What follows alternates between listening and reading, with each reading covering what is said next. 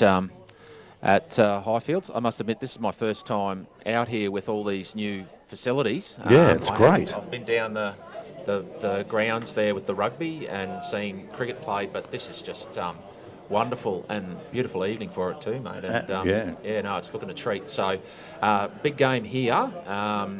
We've got the Umbrellas, who really were a bit like my team, the Lipke Lions, this morning. It's a bit like a final for us this morning, and we lost. Umbrellas could get off the mark here and with a win against the Lightning, and then they'll be off the bottom of the table, and keeps them definitely in the hunt for a finals position. Yeah, so how do you see it going?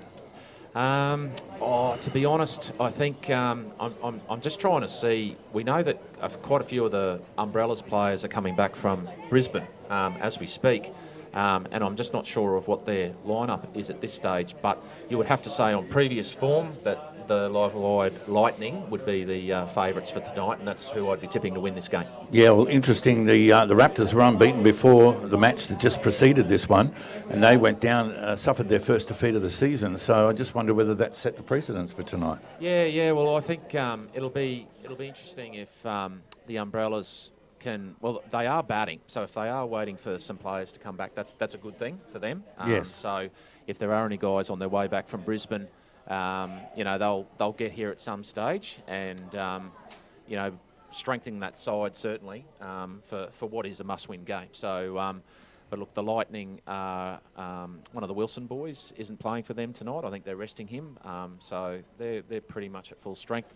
I have heard a whisper Aidan Watterson may not be bowling this evening. Okay, but he made an impact with the bat last time I saw him play. Yeah, he was hitting some really big bombs there at Captain Cook, wasn't he, in the first round? Absolutely, yeah. But I think he's bowled maybe yesterday and then maybe had a bit of a bowl today. So just workload-wise, they're probably just a bit worried about him bowling too many overs. And in this day and age, I think once the body starts to get a little bit tired, particularly 2 big days, the chance of getting injured does kick in. And Aidan has had a few, it's well documented, he's had a few injury issues over the years. So, it's probably the best thing to give him a bit of a rest now. And they can play him purely as a batsman. So the Umbrellas, they scored 150 in their last game. Unfortunately, the Aztecs, well, unfortunately for them, the Aztecs got them. So there's potential there to put a good score on. So far, 122 hasn't been enough in the game just preceding this one. And in the first one, it was 111, I think. Yeah. So it was posted by the team batting first, and it wasn't enough. What we've found, this is a new wicket here, and it is just a little bit slow and low. That's what we've been getting from all the players so far today. So it does make scoring a little bit harder, particularly if you know that the pitch is playing that way and that you can bowl to your plans. So I know my brother, who's coaching the Live Wide Lightning, he's been on the phone to me today just wanting to know how the pitch played and how the outfield was playing, so that they're obviously talking to their bowlers about how they need to execute everything tonight.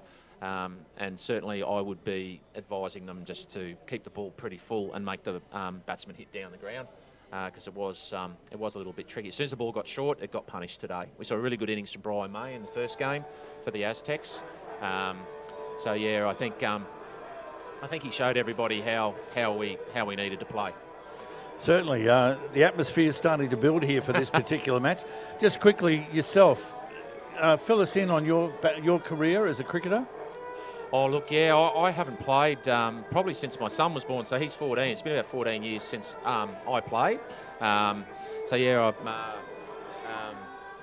Obviously a long career playing with the Brothers Diggers in town here. Went to Ireland, went over there to get married and wound up staying for 4 years. My wife's from Cork in Ireland, and I actually just about qualified to play for Ireland, but we decided a lifestyle choice to come back to Toowoomba and start a family here, and which we certainly don't regret. I don't regret it, but sometimes you do think about it would have been nice to maybe represent Ireland at a World Cup, because the one I would have qualified for was when they went to South Africa, I think. And Ireland made it through to the Super Sixes, I think they called it. They beat Pakistan and drew with Zimbabwe or tied with Zimbabwe. So that was the World Cup that I possibly could have gone to. So, and then since then, I've just basically been coaching, heavily involved with the juniors in town and Darling Downs sides. Thoroughly enjoy it. And then got asked to coach this team, so the Lipke Lions, and it's been great getting back involved with men's cricket again. Okay, and your brother is involved with the Lightning? Yeah, so tonight my brother Dean and Danny Colborne, a very good friend of mine. Danny actually came to my wedding in Ireland, was my best man, and they're coaching the Live Wired Lightning tonight. So yeah, so hopefully they go well. We'll be actually locking horns in about 3 weeks, I think. We play the Lightning. 2 weeks maybe. We have a weekend off next weekend for the Bulls Masters. Yeah, so yeah, that'll be interesting when we play against each other. So looking forward to that game, very, very much so. Yeah. Now, this particular match, the toss has been done, and the Lightning won the toss and have sent the umbrellas in. Is that correct? Yes. Yeah. So it looks like Chris Glass decided to have a bowl. Obviously try and restrict them. They probably get a bit of a look at the wicket too, and see how they're going to bat later in the evening. You know, it's been a big day here, 3 games. Well, it's going to be 120 overs or something by the end of the day. It is, yeah. It's a lot. They had a roller out there on the wicket there before, so, you know, it's had a little bit of a touch-up prior to this match. So it'll be interesting to see how it's playing by the end of the night. Will under lights make any difference, do you think? Or? No, not tonight. I don't think it will at all. It's quite still, and there's obviously a bit of a breeze around inside the clubhouse here in the passageways, but no, I don't think the lights will make any difference at all this evening. It's not a humid night or anything like that. I don't even think there'll be much swing. Might be a little bit of swing early with the new ball, like anything, but I don't think it's going to be swinging around corners or anything like that this evening. I think it'll just play a traditionally good wicket. And to be honest, to get wickets up in September in Toowoomba, we're doing pretty well. Yeah. This is a great effort from everybody involved in this competition. I was talking to Johnny Lee, the curator there earlier. Yeah, he's worked pretty hard. The other wicket was ready to go, just in case they needed it for today. So he's actually had 2 wickets ready today. So that's the one further down, is it? Yeah, I came out here and had a look during the week, and I was, first of all, blown away by the whole complex and what sports are played here.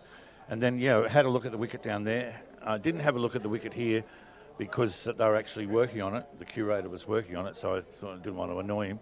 But yeah, I'm just amazed that you could play 2 games simultaneously.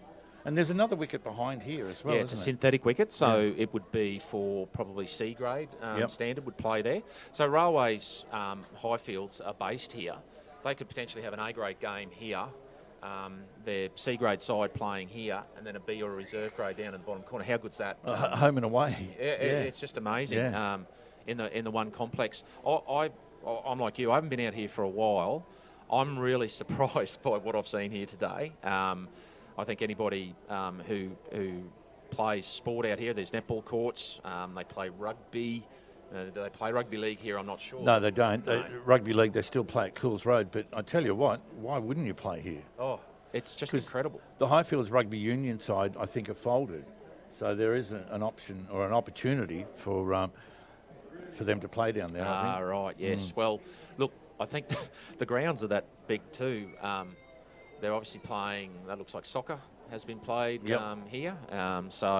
And they're that big you could get Aussie rules posts and play Aussie rules out here as well. It's just an amazing complex. This clubhouse, I know viewers can't see it, but there's a full-on canteen, the toilet facilities, there's changing rooms underneath. Yep. You'd swear you were in a metropolitan area here with this facility. The gardens and everything, the kids, there's cricket nets over here where the kids were training here before. I saw netball as well, netball down the back, and tennis. Did I see tennis, or was that? I haven't gone down that far, but I heard there was going to be some softball out here. I might be talking through my hat there now, but I don't know if you know, but the Australian Country Championships are being held in Toowoomba this year. In January. Cricket. Oh, okay. Yeah. So the last time, a bit of a plug for me, my friends and I, but the last time they were held in Toowoomba, we won the carnival. So Danny Colborne and Dean, my brother, who's playing with the Lightning, Adrian Biggood, who's helping me coach and Jed Sipple, who's heavily involved in junior cricket in Toowoomba. We're all in the Queensland country side that won the Australian Country Championships. So there's talk now that will these facilities be used? I'm not sure. Angus Rathy's here umpiring tonight. He would know more about that. But when you've got a facility like this, the other ground, we have Captain Cook, Heritage, obviously. All these fantastic facilities. What about university? Is there any grounds out there that are... There is a turf wicket out there. It just might be a little bit small square to be used for an Australian Country Championship. Okay. We also have Middle Ridge Park. Jonesy's doing a great job up there at Middle Ridge Park. Rockville, yeah, Bobby Butler. Yeah. Diggers' home ground, fantastic wicket. Generally, it's a really good wicket, and the thing that you'd really need for Australian Country Championships is you need the facility. So something like this, where you've got changing rooms, you've got the canteen, and Rockville Park has that. There's plenty of places where they can play. I think they've just got to probably decide what grounds they're actually going to use. It's not just a canteen here either. I mean, the choice is unbelievable what you can buy. Steak sandwiches, chicken and gravy, and I had a toasty. Yeah, just amazing. The club itself, Highfields Railways, to be commended for hosting this and the way they've put it all together. And at short notice too. Yes. This was meant to be at Heritage today, Yes, and they've turned this on in very short space of time. So take my hat off to everybody involved today. Okay, so it's the Umbrellas and the Lightning doing battle tonight. First game we've called Under Lights, which will be interesting. And we'll bring you up to date, or ball-by-ball description coming your way very shortly. The players are just about to go out onto the field, and we'll take in some music and then come back and get underway with all the action here on Power FM. Day is live, thanks to K&R Plumbing Supplies on Power FM 88 Toowoomba and Power FM Special Events Online. Playing indoor netball, cricket, soccer, dodgeball and volleyball is a great way to keep fit and catch up with friends. And the place to go and play any or all of these sports is Action Indoor Sports. There are competitions for juniors and adults for all levels of ability, from beginners to the most experienced. Action Indoor Sports is home to Inflatable World, an inflatable theme park for all ages. And new and coming soon, indoor softball. Go and see for yourself. Action Indoor Sports is located at 31 Spencer Street, Toowoomba. Check out the website, toowoombaindoorsports.com, or phone 4635 9999. The Darling Downs Bush Bash League, live on Power FM. The DDBBL Match of the Day on Power FM 88 Toowoomba and Power FM Special Events Online.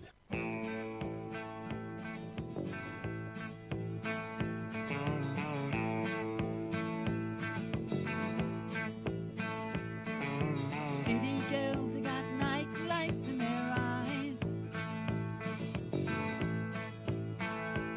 who ask no questions and get told no lies.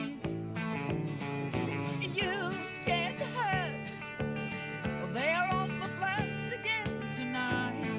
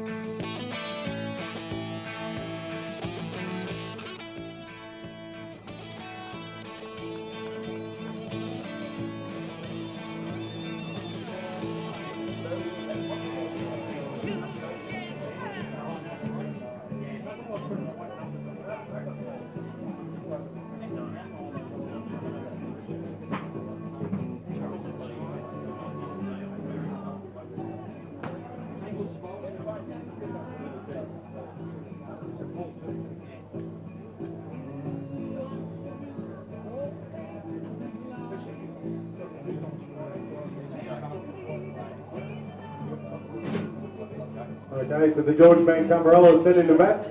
Nathan Carroll will be on strike to Paul Toohey.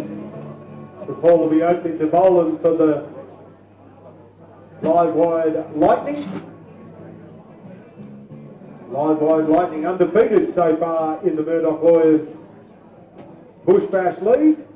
Welcome along to Power FM. The George Banks Umbrellas are searching for their first win It's here game tonight. 3 of today's round. George Banks Umbrellas playing the Live Wire Lightning. With me is Brad Spanner, legend in the Toowoomba area and in Ireland too, I found out. A long time ago now. Yeah, okay. Now, we're basically, the Umbrellas have been sent into bat. And we got Paul Toohey opening the bowling here with his left-hand orthodox spin. Yeah, well, that's something that spin was not introduced till halfway through the innings in both the previous matches. Yeah. Well, Cam Bribblecombe was injured in our game, and we brought in Nolly Knight, who bowls left-hand Chinaman. Okay. And generally the finger spinners you want to use in the first 6 overs when you've only got two players allowed out. And Tangles, Paul Toohey, nicknamed Tangles, has done a really good job for the Lightning in the last couple of games. So, geez, Paul, I don't want to give away his age, but he's closer to my age than probably some of these young fellas out there. So he's played grade cricket in Brisbane and Queensland country player, so he's very experienced and he's doing a very good job here. I think that's 3 or 4 balls gone already, and they haven't scored yet. So No. this is what you try and get when you get your spinner in. There's no pace on the ball, and you just hope that they can just bowl quite a few dots. He'll obviously be looking for a maiden over here now, which would be a fantastic start for the Lightning. So if you want to see the pictures, you just log on to powertvaustralia.com and you can see the pictures and the commentary. The same thing. Oh, well, there you go. Yeah. Lost patience. Nice shot. It's a 4. 4. But only four off the over. So Yep. that's a good result for the Lightning. They'll be very happy with that. Tangles just gave him a little bit of width there. And I think that's Nathan Carroll. So it's no wicket for 4 as we head into the second over. So having a spin pace combination, does that inhibit the chance of the ball swinging? Is that? No, not at all. I think really Paul may not bowl again. I think the generally you find now the current trend is finger spinner bowls the first over of the game. They're going to back their best bowlers now are going to bowl in the first 6 overs with only 2 men out and just try and limit the damage as to how many runs get scored in this first 6 overs. It'll be interesting to see if Chris Glass, the captain, goes back to Tangles in this power play. I'd probably nearly give him another over after that, to be honest. But it just depends if they've got a match-up with another player later in the innings. Brendan hasn't played for a while. This is good to see him back. Nice shot. Yep. Sweep it down. No, not going to cut it off. That's 4 runs. Another 4. So that's No wicket for 8 Tully Wilson. after 7 balls, so they're ahead already. So what target would you be looking to set if you were in the field now? Yeah, well, if I was batting, in light of the games, if you get 130, I think on this wicket tonight, you'll be well and truly in the match. So that's really what they got to be trying and targeting, I think. Lipke Lions, we only got 111. The ball is really running quite well on the outfield, isn't it? It's actually quickened up. It has. It wasn't that fast this morning. I would No. agree with you. Yeah. So they get 2 then, or just 1? Just 1. So none for 10. That's the score at the moment. So Brendan Bowling used to play for South A grade. I think back when I coached Diggers for a year, he was running around. So he must have only been a young fella then, and he has got good pace. But yeah, we haven't seen him for a while. But this is the beauty of this competition. We've got guys coming out of the woodwork playing that we haven't seen for a while, and maybe they'll continue to play. Did you think about coming out of retirement to play in this tournament? No, probably just a little bit old for that now.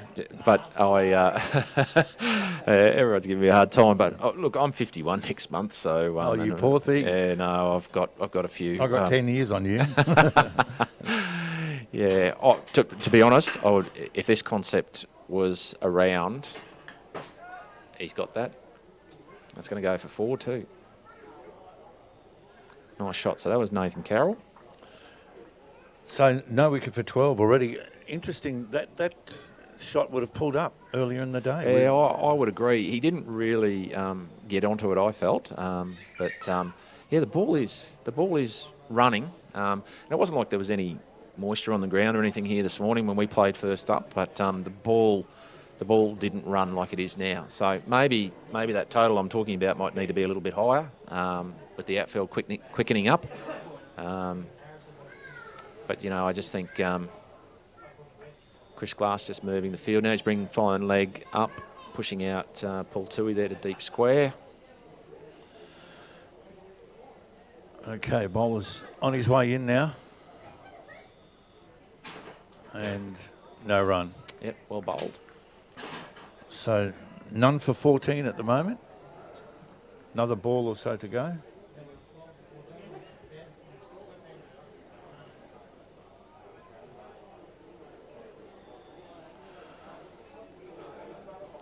So you are with the Power FM and Power TV coverage of the DDBBL for Murdoch's Lawyers.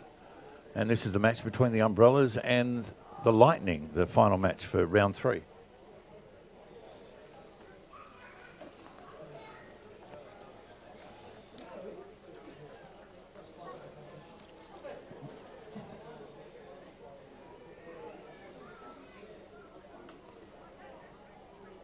So a quick single taken there. Yep, good running. It's excellent running from the boys. And that is the end of the over. That moves them along to none for 14. The George Banks Umbrellas at the completion of the second over. Is it 14 or? I've got 15. I think it's 14. Okay.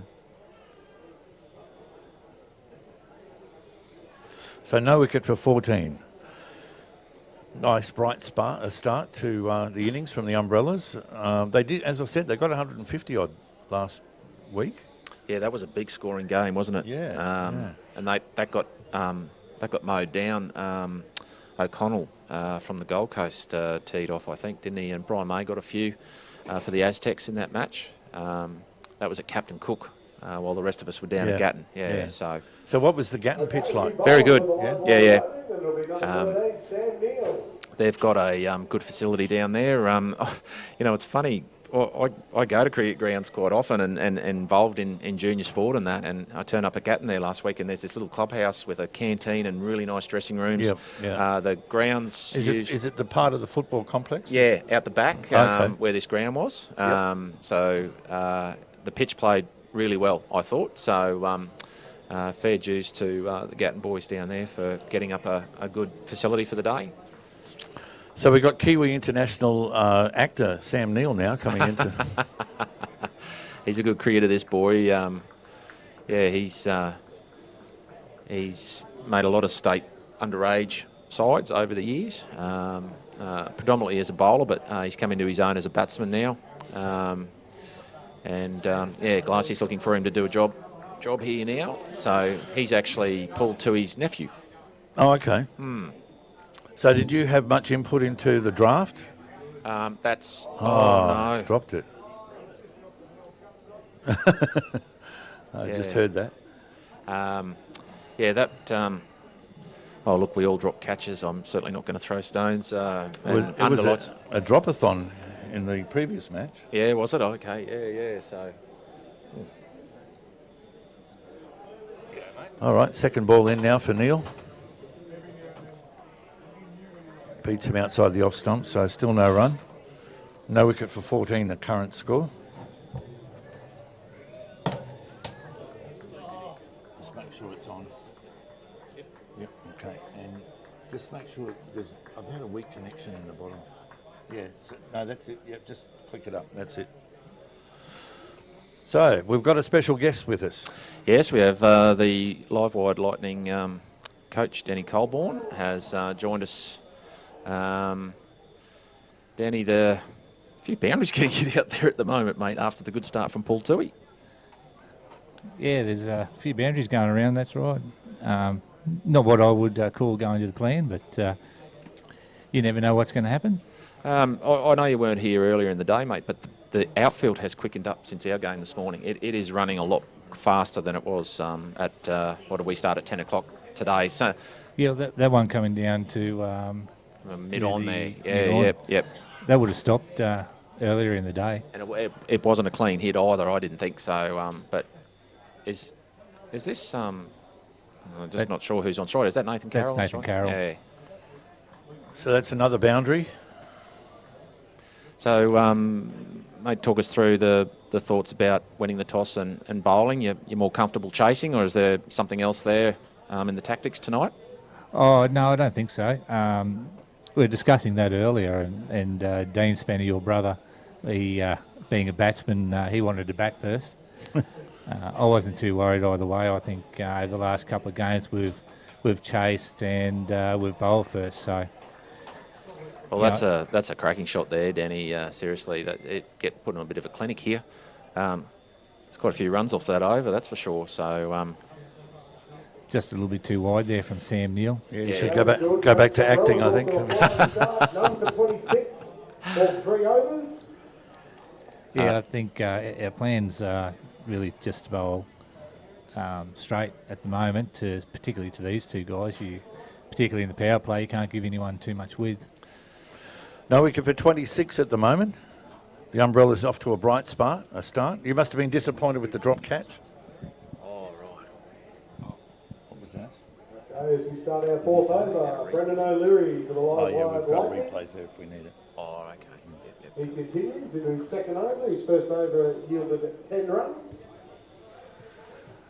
So, mate, you rested your... I'm not sure which Wilson you have. We've got Anthony Wilson. Yeah, he's not playing tonight. No, he's the one with a bad back, unfortunately. Oh, right. Yeah. He, if you notice when he's running, he tends to run fairly upright. Yeah, okay. Yep, So, yep. yeah, he's got a bit of an issue with the back. Did he play yesterday? Yeah, he got 100 yesterday. Yeah, I saw that. Yeah. So I get the boys mixed up. So, yeah. No, that's all right. I think both Wilsons got 100s yesterday. Oh, wow. Yeah, good day for the Ipswich Hornets then. So, Most definitely. have you got, Aiden Mortison's here. Is he in the 12? Yeah, Watto's in the 12. He doesn't particularly want to bowl tonight. Yep. He's feeling a bit sore at the moment, which is pretty fair. They bowled against Uni on Saturday, bowled majority of the day, and I think he bowled 7 overs today as well. So he's feeling it a little bit. Yeah, and we know. I mentioned earlier in the pre-game chat here that Aiden has had some issues with injury, so he just needs to look after his body a bit. Long season ahead, so. Definitely. Shot. It's going to hit us, almost. That is a great shot. Nice big Zach. There's a replay on the screen there now. Get the Harvey Norman signs to hit the Yes, I think 200 runs.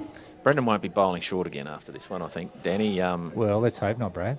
that is... Well, that really wasn't too short. No, it that was a just good- came up to waist height.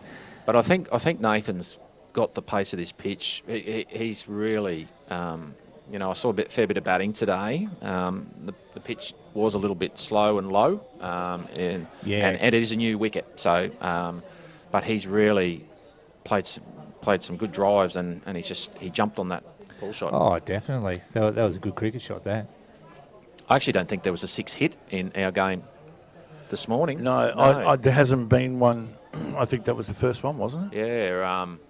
There were a few hit last game. Was there? Yep. Yeah, Blake Anderson got a hold of one, and a couple other guys got a hold of some as well.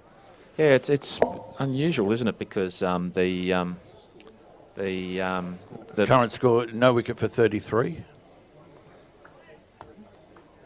The oval isn't that big, is it? Really? No, it's not that big. I think for club cricket yesterday, they said they had the boundaries pushed out further than what they are. I think Laidley played Railways here yesterday in club cricket. Yeah, that's right, yeah. Quick single there, no wicket for 34. Do you think they have him in closer for T20? Yes, Yeah. definitely, yeah. Just So, It's a batsman's game, isn't it, Brad? Here we go at the end of the fourth over. yes. it's not a bowler's game. For 34. No, Michael Kasperowicz, I remember saying one day, the great Australia fast bowler, he said, when you play T20 cricket, you leave your ego at the gate and you just go out and do your best. And that pretty much sums up T20 cricket, I think, for the bowlers. Oh, definitely. I think as a bowler, if you can go about 6 and over, you're doing pretty well. Yes, I think that run a ball is certainly acceptable, isn't it? So if you're chasing 120 in any of these games, that's a run a ball. You'd be confident of maybe chasing it down as a batting team, but you've done a pretty good job as a bowling unit, I think. Absolutely. I think as a batting, as a batting unit, you would not be real happy if you didn't get 120. Well, we didn't get 120 today, Danny, so... You're not real happy about that, are you, mate? You can't tell, though, till the other team bats, so True. You don't know. That's the thing, isn't it? Even when they talk about Test cricket, you hear Shane Warne and them saying, look, we don't really know what the wicket's like or what a good score is until, both teams have batted, and that's even in Test match cricket. So, but yeah, it's going to be interesting if you don't get Nathan Carroll out here, Danny. Yeah, look, the young fella's batting pretty well. He's Oh. there, and again, they're going pretty hard at the moment. That happened to us last weekend down at Gatton against the Rockets. The Rockets. Yep. Thank you. Yep. There, Sipple and Gillum got off to a pretty decent sort of start and just kept going with it. And that probably led to their downfall as well. I think in these sorts of situations, when you get off to a good start, you've got to play smart cricket. You can't keep going hard at the ball. It's not going to work for you all the time. Yeah, I think maybe we're seeing the Umbrellas here trying to take advantage of just the two men out because they've certainly done that. You have to, don't you? Yeah, and but if they get in here, who's your spinner? We've got Paul who we've got opened. Tangles, Hemel Shah. Oh yes, of course, yes. Yep. No wicket for 35 is the score. Match between the Umbrellas and the Lightning and the DDBBL on Power FM. Yeah, we've got Lukey Neal, who's gone from bowling medium pace. He's bowling a few leggies at the moment. Will he get it trundle here, or is he it might, a work in progress, or? Oh, always a work in progress. He might get a trundle with leggies if this keeps going. Yeah. But we've got Mick Abbott to bowl. He bowls medium. As I said, Lukey Neal, Jacob Gross, young fella, he bowls mediums. Glassy, obviously. Got a few guys in there that you can throw the ball to. Yeah. We've got a lot of all-rounders in our team, which is one thing that we do want to do. Is have guys that can bat and bowl. Yeah. And on availability. So, and if Glassy asked Watto to have a role, I dare say he probably would as well. So did you have much input into the draft itself? Yes, I think Danny would agree. We as the coaches, so Chris Lipke's our owner, and Painey and Speezy are the owners of the Live Wide crew. Danny asked my brother Dean to jump on board, and I asked. I think we just needed. I think you'd agree, Danny. We needed some heads, experienced people around to when you're putting a team together. Done for 37, the George Banks Umbrella. It's never been done before. I know the Aztecs got Glenn Nurendorf to sort of come and help them, give them, because we've got quite a few Lockyer guys and Laidley guys and Ipswich guys. And is that on purpose, or how did that work? That's just the nature of the draft. So probably just the proximity to Toowoomba, quite a few of the boys nominated. So we've got O'Connell from the Gold Coast played against us today for the Aztecs. He's from down that way. We've got Liam Moffat's from Beerwah that plays for us. But there is a fair Lockyer contingent, isn't there? Yeah, definitely. Definitely. good to see too. We've got Lyle Teskey, who's up in Torban now, but he's a Gatton boy. Yeah. Isn't he the captain of the indoor side? Yes. Or he was? Indoor cricket legend. Yeah. Lyle Him and Teskey. Troy. Yep. Yeah, he couldn't play the first game for us. They were over Troy got a New duck Zealand. this morning too, didn't Yeah, he did. Yeah. Yep. Good catch. It was a good catch, It yeah. was a good catch. Yeah. Chris Wilson took that at slip. So Troy's That's one out. of the... there's a wicket there. Troy's is, one of the semi-pros on Power FM on he is. Saturday mornings. Yep. Had some fun in there with. Replay on the Diego, screen yeah, there, Spam. Yep. That was a good wicket. I think that was young Nathan Carroll too. Yeah, you really needed him if that's. Oh, definitely. Glassy's one of those guys with the golden arm. Golden arm. We had a few of those when we were playing, didn't we, mate? Now Nathan Carroll. Young Sean Cartwright and my brother came up and played, and he had a bit of a golden arm too. So it's 1 for 37. Nathan Carroll, 30 runs off 26 deliveries. Well batted, Nathan. He got him off. The other one I was thinking of was Brad English. Oh, yeah. He was one guy that could get us a wicket. Glassy seems to be doing the same for us at the moment. Yeah, well, that. Who's that batting there now, Danny? So the new batsman to the crease for the George Banks Umbrellas, number 7, Dan Wilson. Dan Wilson. Still not a bad start for the Umbrellas. Oh, absolutely. Yeah, fantastic start. Yeah, if our guys can now keep Dan Wilson quiet for a bit, build a bit more pressure on the other lads, and anything can happen.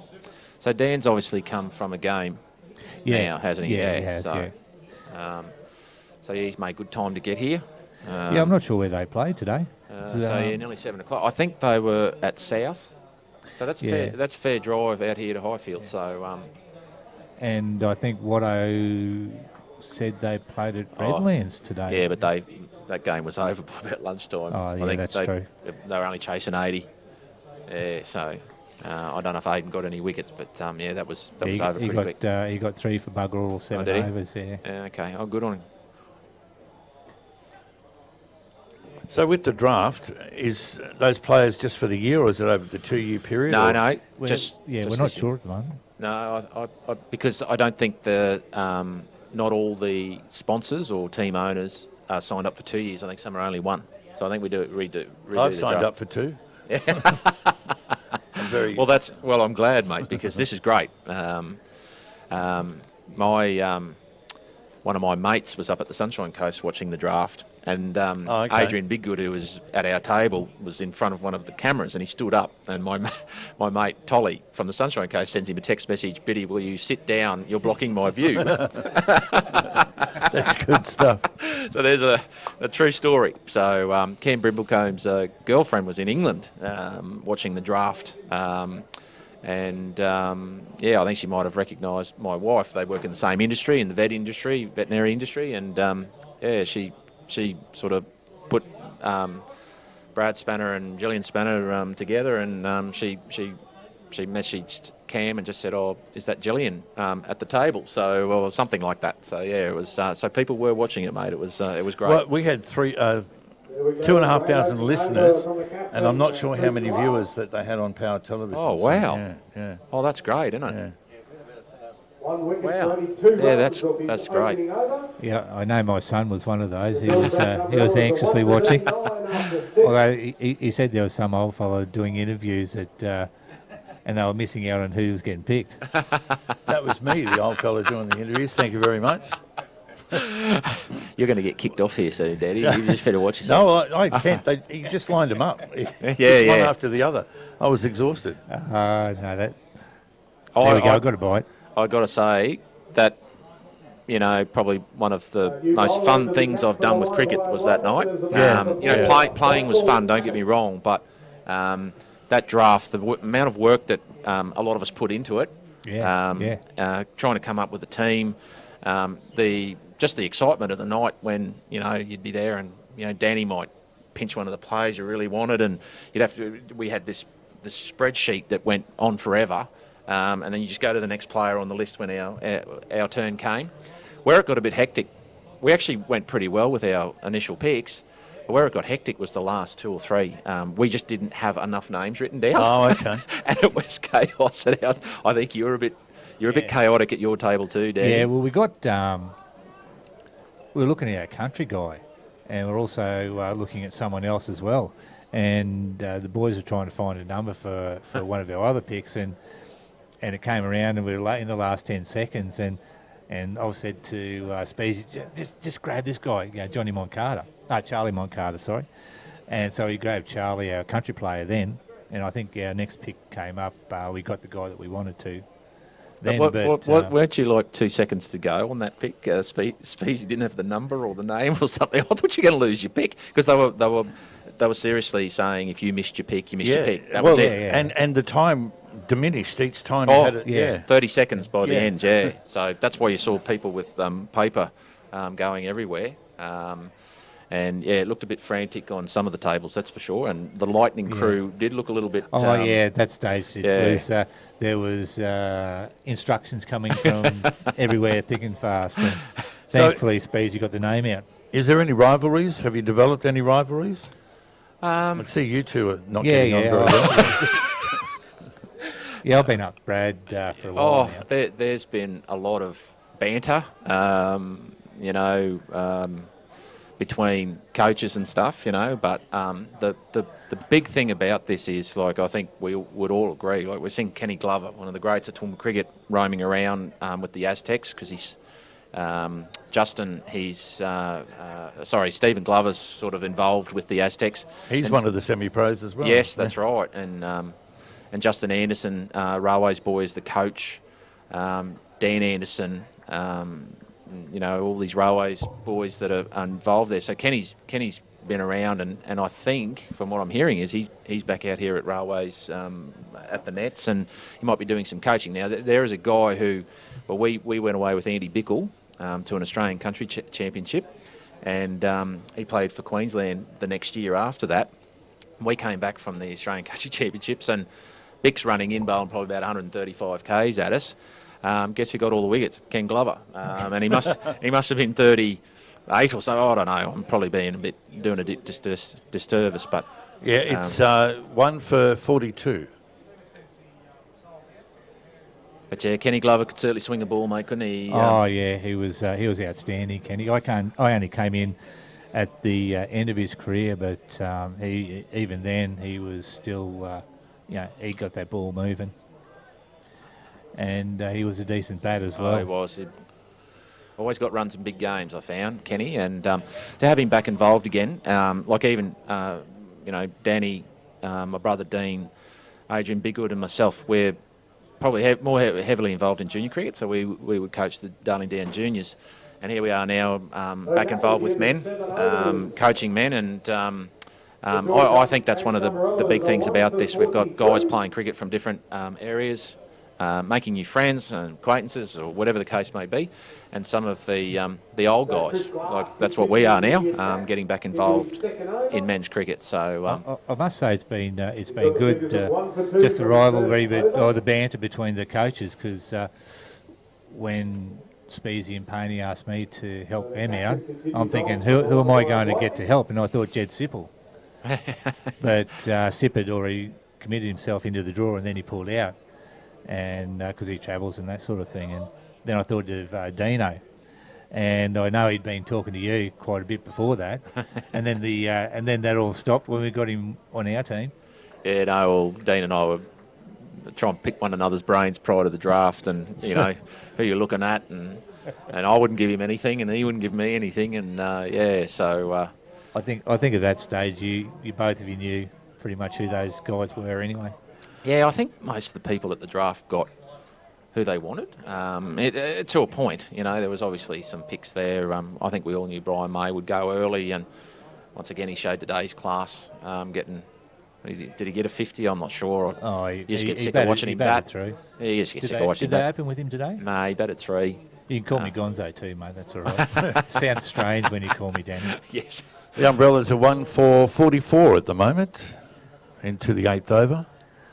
I was on Mike when we played them in the first game, and I was actually surprised he came in at 3. Yeah. In this sort of format, Brian's an opener. Yeah, I agree. I think today against us though, with the low total, Brian just knew what the run rate was, and he had it under control, and they just ticked along at five and over or whatever it was that they needed. When there's no pressure on Brian, he'll just tick it over. No rush. He's not going to get himself out. When there's a bit more pressure on him, like that first game, I think he's got to keep going. He's got to hit big, and as we both know, that's not Brian's. No. Go. It's I have to say though, Brian's one of the best technically gifted cricketers. He doesn't have to go. He's just such a good bat. Oh, absolutely. And This unfortunately, is he's a good the fella. coverage of the DDBBL on Power FM and Power TV Australia. 1 for 46 is the score. Sorry, guys, don't mean to interrupt. When the concept first came to you, did you know it was going to be something special like this? Did you feel that? Or To be honest, no, I didn't think it was going to get the legs that it did. It evolved pretty quickly. Then it gone. It's like the amount of players who nominated surprised me. So there was 170, and we had to pick 84. So half the guys missed out. And the calibre of some of the nominations. First grade cricketers from Brisbane, the Wilson brothers, Bryn Llewellyn, Teddy Doggett, we picked up. Unfortunately, he couldn't play last week because he a bit injured after a big week of. He was playing for the Australian Indigenous team against Queensland and South Australia, I think, and then he played club cricket on Saturday. He just pulled up a bit sore and didn't play for us last Sunday. That would have been good to see Teddy playing against the Wood boys down at Gatton last week. Yeah, definitely. They're on the same team now, too. Yeah, they are. They're all mates. They are. That would have been awesome. Attack for the Live Wire Lightning, number 4, Michael Abbott. After his first over, he had none for 4. so Michael Abbott taking up the attack. It's mate against mate in this, isn't it? Oh, it is. Absolutely. And this is the thing, like, you know... So you guys could be playing grade cricket, for instance, or your guys that are together on the Saturday and then against each other on the Sunday. Well, Chris Hall and Chris Glass did the toss there today, and they're really good mates. They played for Diggers for years. Hawley's moved down to Ipswich now. He's playing a bit of grade cricket. He played first grade last weekend, didn't he? Made his debut. Yeah, didn't get selected this week. No, so he's so they're best of mates, and they're against each other tonight. So even today, the Lipke Lions, we've got about 4 West players in our team, and 3 or 4 of them were bowling to Brian May today, who they play with week in, week out. So yeah, it's be interesting for those boys bowling to Brian in a game, because they probably get pumped by him in the nets, and then to play him in a game, he's it's a different story, isn't it, when you've got to go and chase the ball? Oh, definitely. Definitely. You curse him. 1 for 48 at the moment. The Umbrellas been sent into bat. I was Going along quite nicely. I was talking to young Brandon Walker last weekend at Guzman, as you do, and I was talking to him about how he's going and that sort of thing. And he works with Grant and Nick. Yep. And he was hoping to get picked up by the Lightning. And just talking to him about that, and I said to him, it's a good opportunity for you to go out and meet other guys and other players and make friendships. And he goes, yeah, it's been really good. And I said to him as well, we wanted both you and your brother to play for us, but you just got picked up before we could get you. Yeah. And I think that's worked out really well for him, actually. You can't always get what you want, and you make the most of it. Oh, I think they're doing well. The thing that, if anyone's listening and is watching...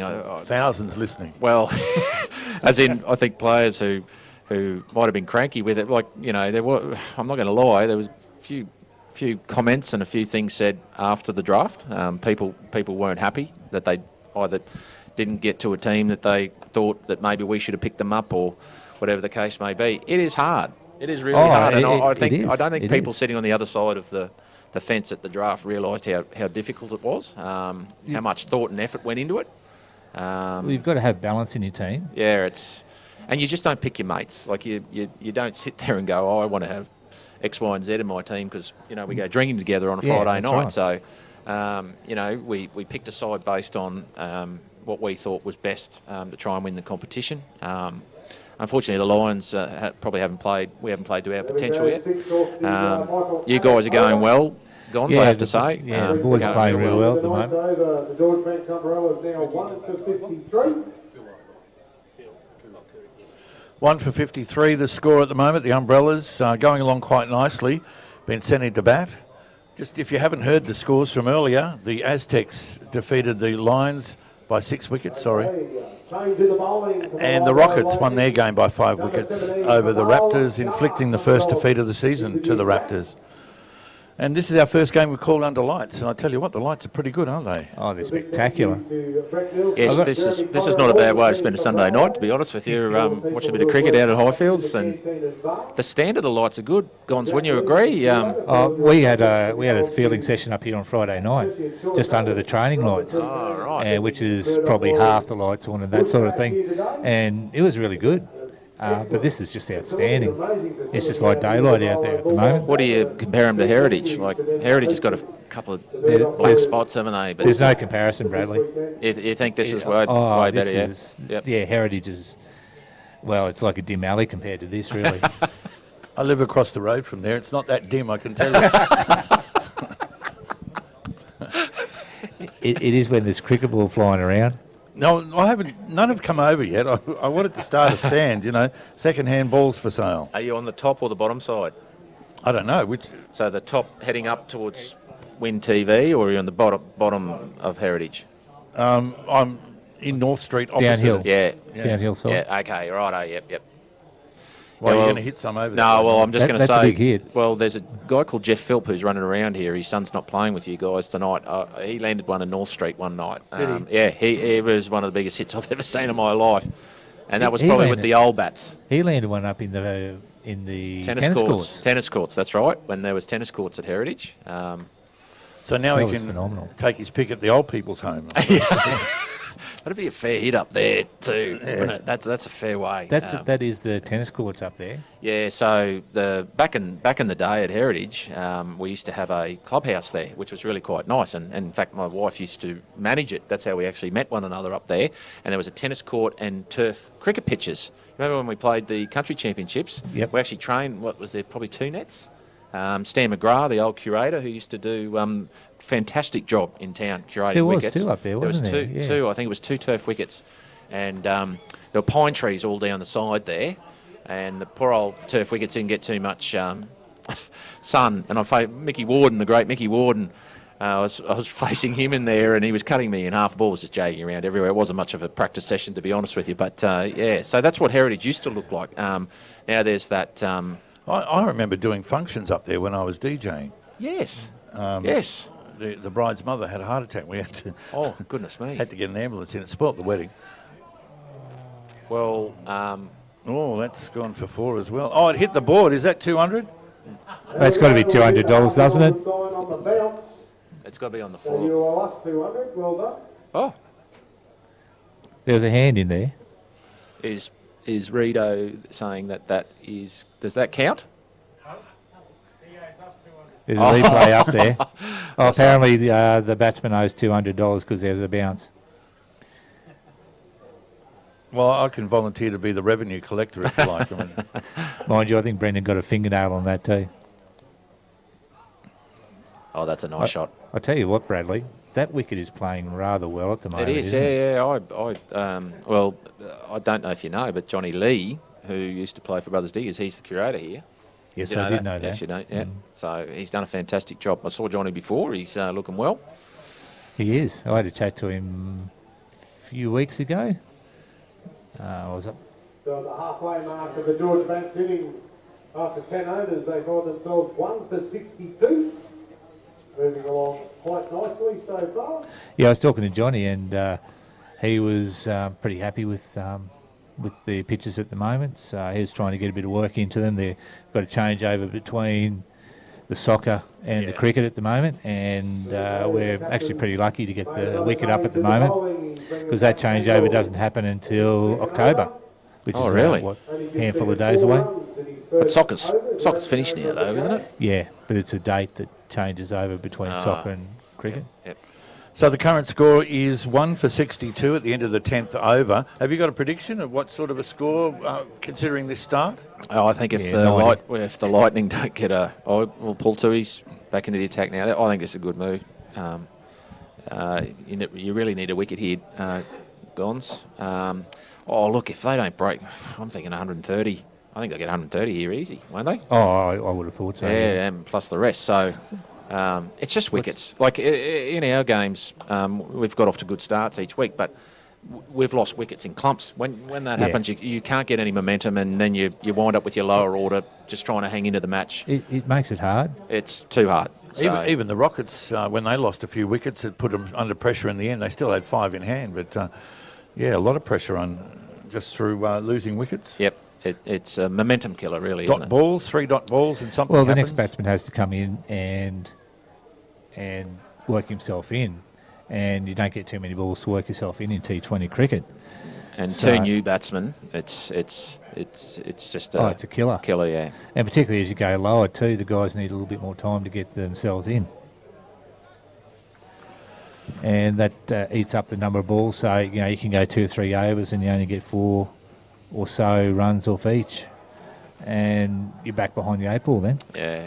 Another single to the score, and 1 for 64, the current score, the Umbrellas, into the 11th over.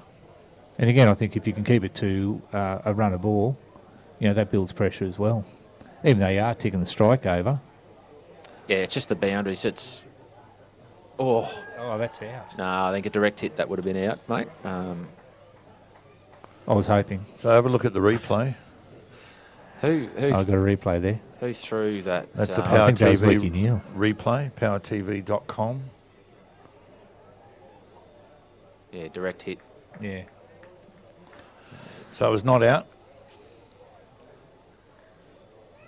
And an extra run scored. So it's 1 for 65 at the moment. What was that?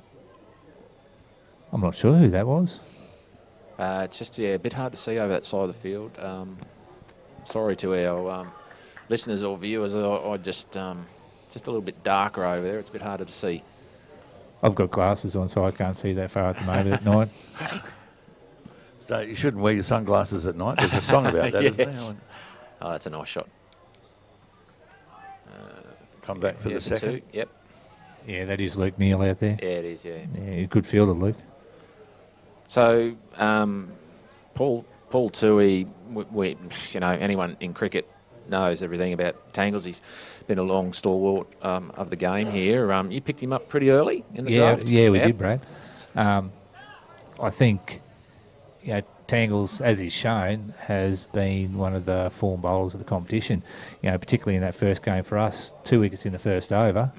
And then goes for not many runs after that. He's done his job. Plus, he brings you that experience. You've got another, he's captained a lot of cricket teams. He's just a guy that...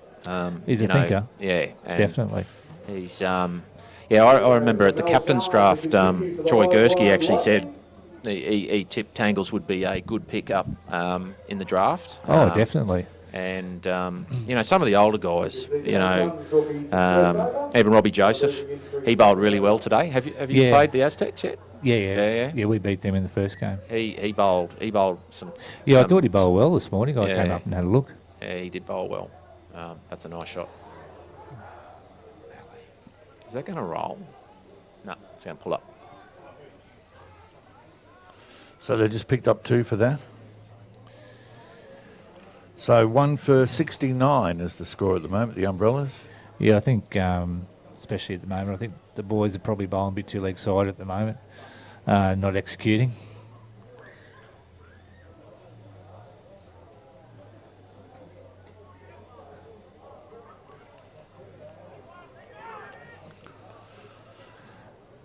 And then you've got gaps in the other side of the field, so, it's, again, it's very hard to execute. There's not a lot of room for error.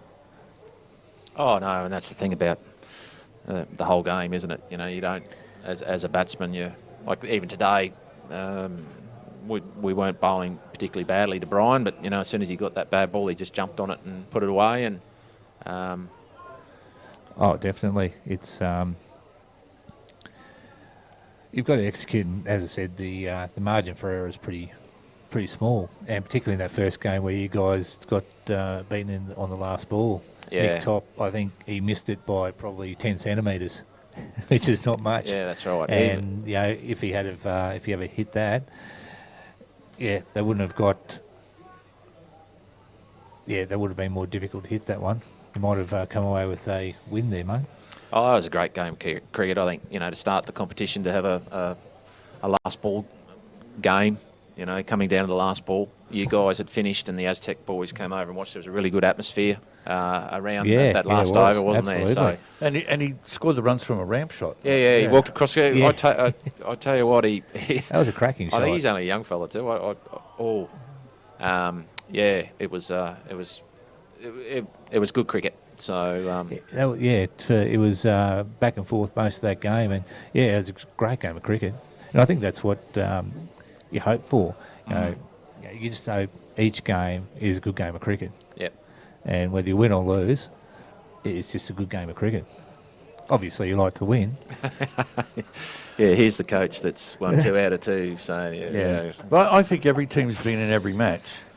I want to win, Brad. I would agree. I think Kamal Shah's over there. when we played the Raptors last week, we were going really well, and then we lost another clump of wickets, and we lost by 30. That's probably been the biggest loss of the competition so far. But the rest of the games have been teams have been in the matches. Yeah, at different stages. Even toward the end of the last match, as I said, it was still quite tight. At one stage there was more runs needed than balls in the last couple of overs, but then a couple of misfields probably cost them.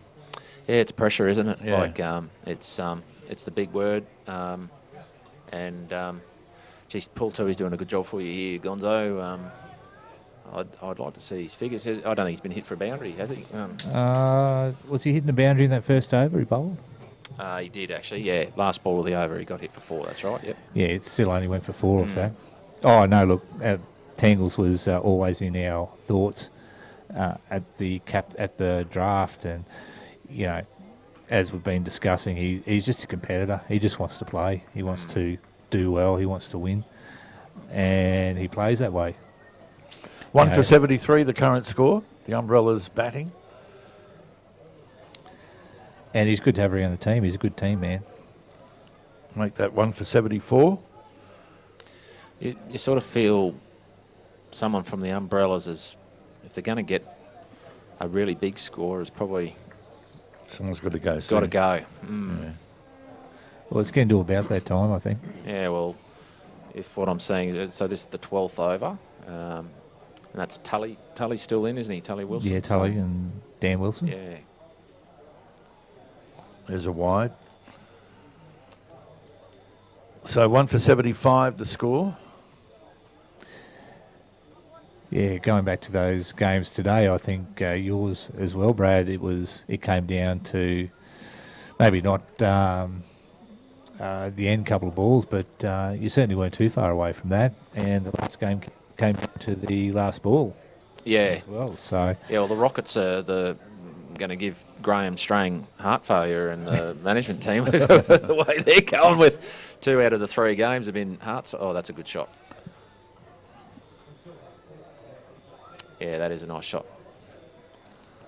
That wicket's playing rather well at the moment. Yeah, It was turning earlier. Okay, yep.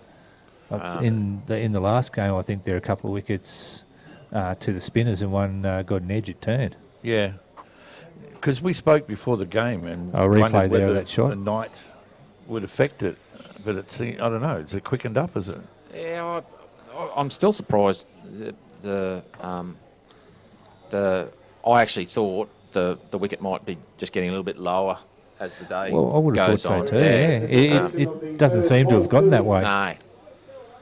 Over to the George Banks. And when you're in this situation, the batsman going along fairly well, you just have to keep hanging in there. 1 for And as 81, the current score. as you and I both know, Bradley. Yeah, well, Games not won in the first half. No. And I think Nathan Carroll did a good job for the Umbrellas, so got them off to a flyer. And they're just really knocking it around here, hitting the sweepers, getting their ones and the odd boundary. But they're in a good position here, Gons. They're in a good position to launch. Hawley would bat next. Chris Hall, the captain. I think you'd have to come think out Hawley come in next, definitely. And he certainly can hit the ball. He can go big, yeah. But to get one of these guys, get Hawley in, put a bit of pressure on him would be ideal. Yeah, it's just a wicket, just to change the momentum here a little bit. Yeah, and as we know, cricket's a game of momentum. It goes back and forth, and as we discussed in your first game there, Span, the momentum went back and forth for the entire game. We didn't know who was going to win that game. It was crazy stuff. So, but Jared Sipple and Chris Gillam batted exceptionally well. I think when we got our first wicket, they were 1 for 97, and we had them 7 down when they passed us off the last ball. So yeah, that's right. Great fight back from our boys, but well played to the Rockets that match, and another heart stopper today by the sounds of it. Yeah, definitely. I think Chris Gillam got runs again today, didn't he? Yeah, he did. Yeah. Blakey Anderson got a few as well. He's a new dad. He's had a baby recently. Yep.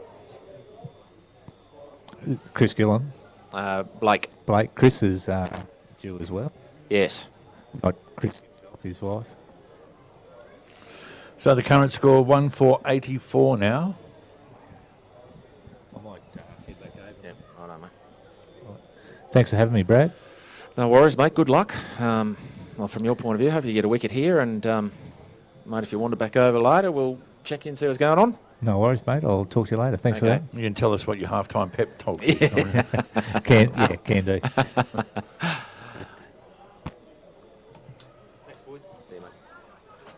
Okay, no run off that. It doesn't seem, no one's sort of, gone yet, have they? No, it seemed to me calm before the storm. Yeah. You just get that feeling, don't you? You either think there's going to be a wicket here, or someone's going to, do that. Do that. There There's you go. the wicket. Yeah, well done. Well, Notre Dame over there.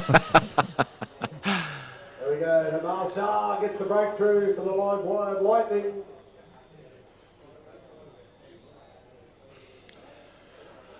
So there you go. 2-4-84. There we go. Great catch by Sam Neill to send Dan Wilson on his way.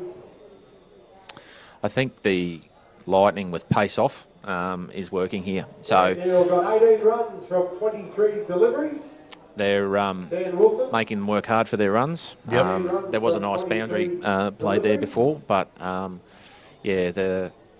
you just felt like someone needed to maybe just try and take the bowling attack by the scruff of the neck there, and Wilson just didn't get onto that one. But Chris Hall is certainly a good batter, Queensland country player, playing great cricket in Brisbane now. He can score quickly. Just depends on how quickly he can get in now. That's the key for the Lightning.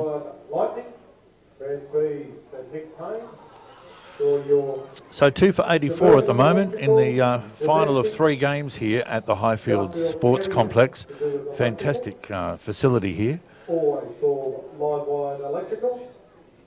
And the toasties are good too. Everyone's been saying how good the food is. Yeah, it is. It's terrific.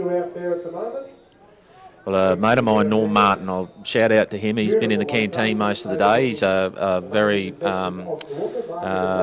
respected cricket coach around town, and helps out with the Darling Downs stuff and that. And he's been in there. I think his wife Mish has been in there as well. So they've worked pretty hard in there today. Done it 7 times, and every time it's been great.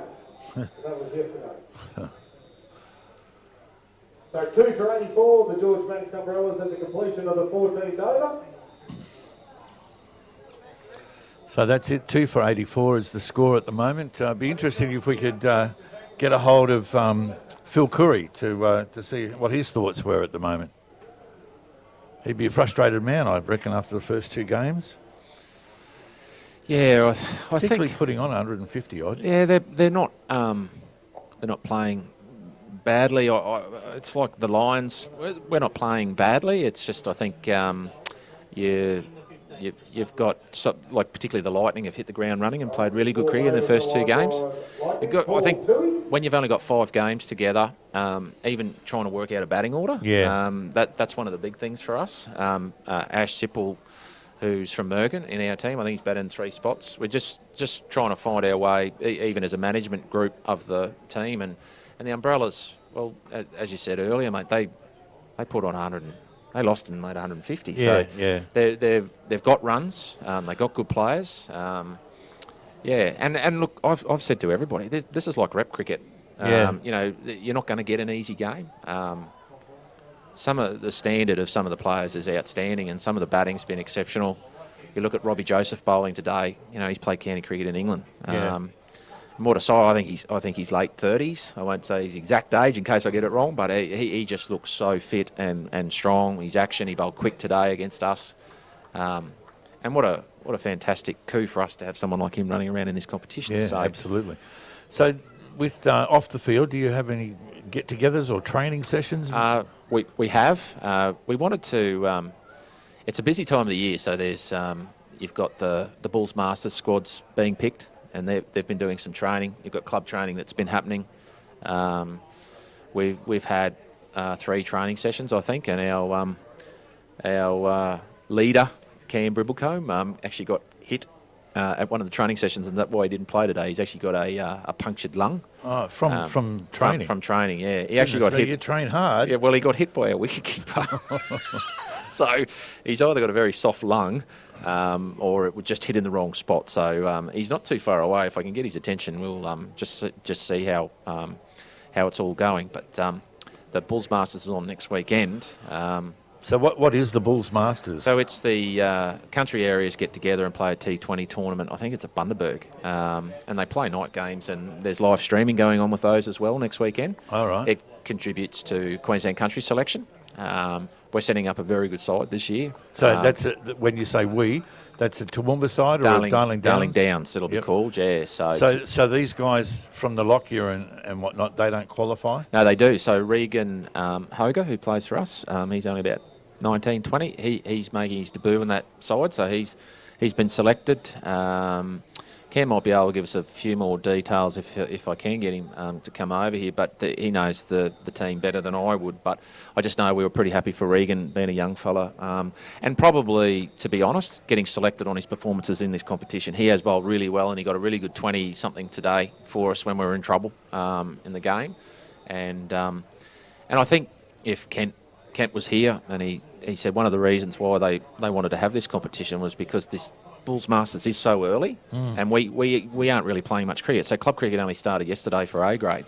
But that's not really a good test for T20 either, is it? No, it's not. No. So this now, by the time they go away next week, we'll have had 3 games under our belts before we go to a representative carnival. 2 for 91. Paul Tui's 4 overs, only none for 25. So 2 for 91, the current score. 15 overs gone. He will continue through, and this will be his 4th over. So how many runs and over would you be looking at now? Yeah, well, see, I was just thinking that. I think my 130 is still looking like the score the Umbrellas are going to get. But to be honest, Tully Wilson's still out there now. If I was batting with him and I was Chris Hall, the captain, I'd be saying, look, mate, you got to go. Try and hit some boundaries. Hawley probably just still needs to try and get in, knock the ball around, get his 1s and 2s, just to maybe try and get that score a bit higher than 130. Yeah. Once you get up to around 140, you're looking at 7 runs and over right from the get-go. It's difficult. Once you're under 6, that 5 and over, that's going to be direct hit there might have been interesting.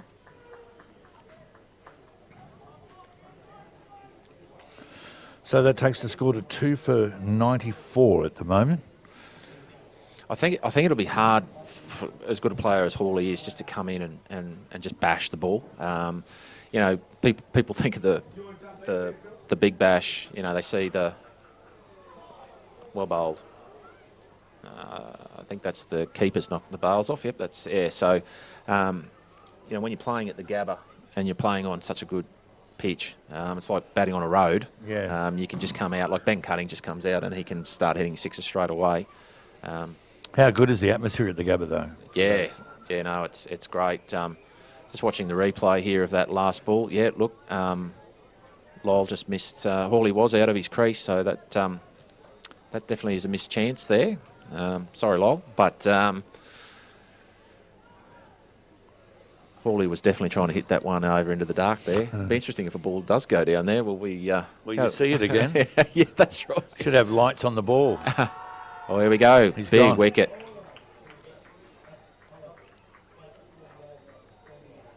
That's Tully, actually. Tully Wilson now out, I think.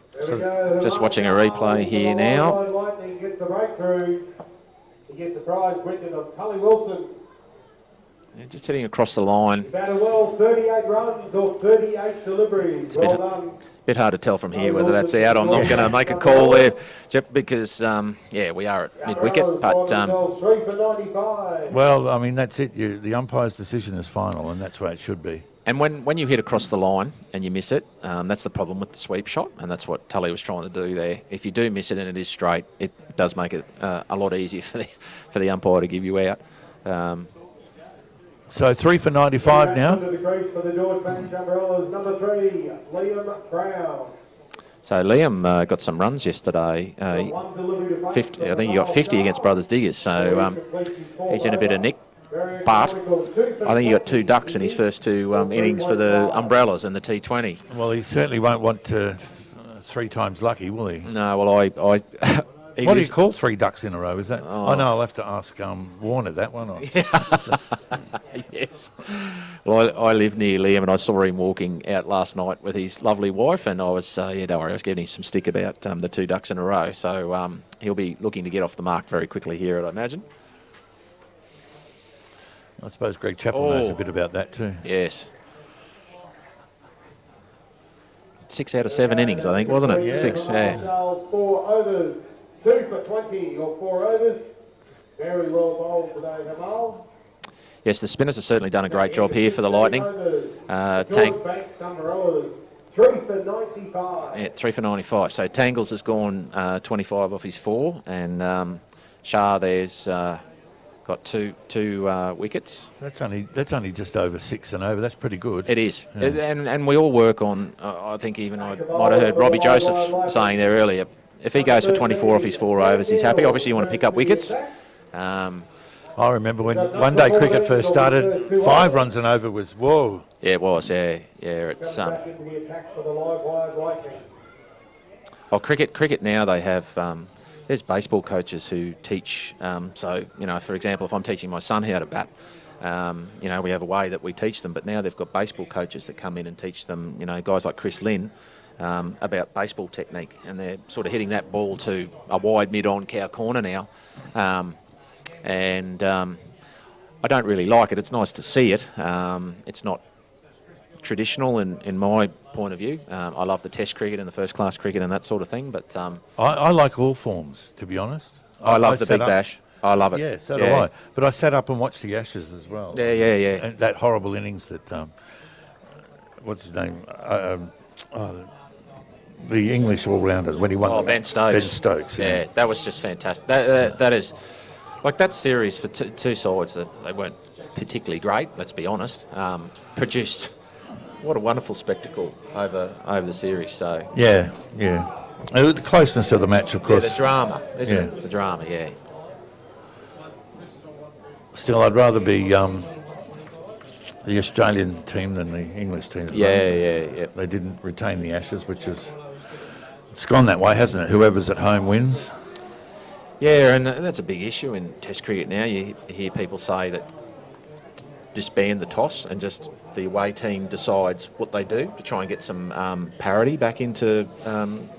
because it just seems a lot of the time when you're at home and teams who win the toss, it's a big bearing on the contest. So I'm not sure who it is. Was it Ricky Ponting might have even suggested just take the toss out and just let whoever it is decide what they want to do. And use the best umpires. It doesn't matter if they're English umpires in England, they were a disaster the first couple of tests. That's a big issue now, isn't it? Because they're saying the best umpires in the world are Australian and English.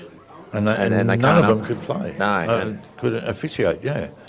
That poor West Indian umpire, I forget his name now, but that was just a shocker, wasn't it? The amount of bad decisions, you nearly give it away. But Yeah, also Payne's review. not good. No. So, I mean, that was ridiculous to review that one that pitched outside the leg stump that Yep. Cummins bowled. yep. And, it's panic pressure again, isn't Yeah, it? Just hoping for the miracle. And it didn't happen. Well, it was crazy because, I mean, at home I could see it pitched outside leg stump. He was bowling over the wicket to a left-hander, for goodness sake. Yeah. It pitched outside leg stump. You could see it. And then for that umpire not to give the ball out that Lyons bowled was ridiculous. Although they were probably that gun-shy by that point. Yeah, it's a funny point, that, because actually Liam Brown, who's batting, his dad works next door to me, and he came in and he said, why didn't the umpire just give it out? Because England had a referral and just let technology make the decision. It's a fair point, but was the umpire thinking like that? Cause that's right. You can't have the umpire thinking, I won't make a decision. These teams have got a review left, we'll let them review it. That's right, yeah. By that stage, as it is, it takes too long. I mean, you just accept the umpire's decision, whatever it is. Don't you find with they've got the review thing now, even with AFL, that moment of taking a wicket or scoring a goal, that elation, and then they've got to sit there for 3 minutes while they review it, and then, that's Chris Hall at his best. Another 4. 100 up for the umbrellas. That 4 brings up the 100 for the George Banks umbrellas. And at the end of the over, 17 overs gone, 3 down for 103, the George Banks umbrellas. I think my 130 is looking a little bit too far away now. 10 and over for the next 3. We'll have to wait and see. But yeah, I definitely thought 130 was going to be a good score for the umbrellas. But that slow bowling just pegged them back a little bit there. Yeah. Paul Tui and Shah. The attack for the live wide Lightning. And after his first 2 overs, number 18. So 3 for 103 is the score at the moment. There's only 3 overs left, is that right? Yes.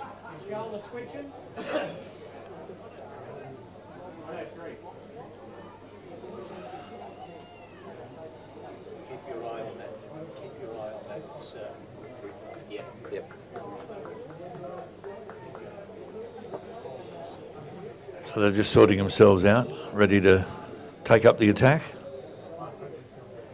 So it is very hard to see who these people are at night, isn't it? It is, yeah.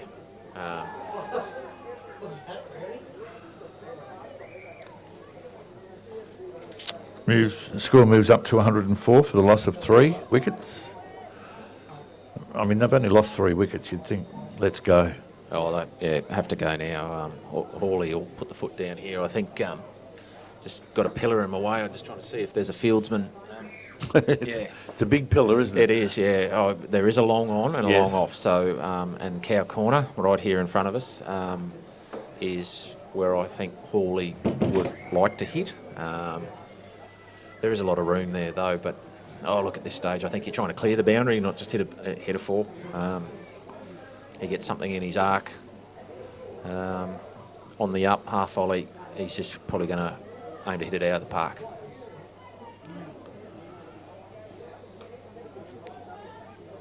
All right. Well, they get back for 2. They just got to. Yep, they just got to push now. Make the sweepers work hard.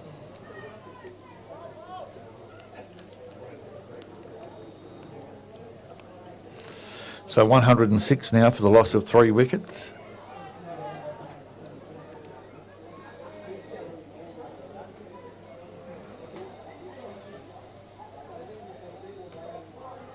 Where did that go? Through to the keeper. Oh, really? Yeah, straight through to Lyle Teskey.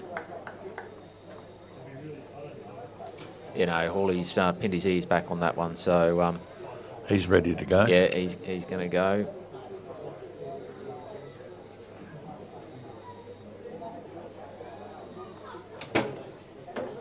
So this is a crucial thing in T20 now, and you even notice it in the Big Bash. Chris Glass talking to his bowler after every ball. What's the plan? You know, where the field's set, they've got looks like fine leg is up inside. He's lost in the dark. No, I can't actually see, but Oh yeah, there is. Yeah, so they just got a. Aiden Morrison's got a good arm, but yeah. So you just got to be talking to your bowler all the time. Just make sure that they're everyone's on the same page. What's going to happen here? You know, it's fascinating listening to Ricky Ponting commentate, isn't it? Because he just knows, oh, that's going to be a slow ball bouncer. Yeah. And just by the change in the field. That's why he was such a great Absolute player. Brilliant. Love listening to Ricky Ponting. 3 for 107 at the moment, heading toward the end of the innings.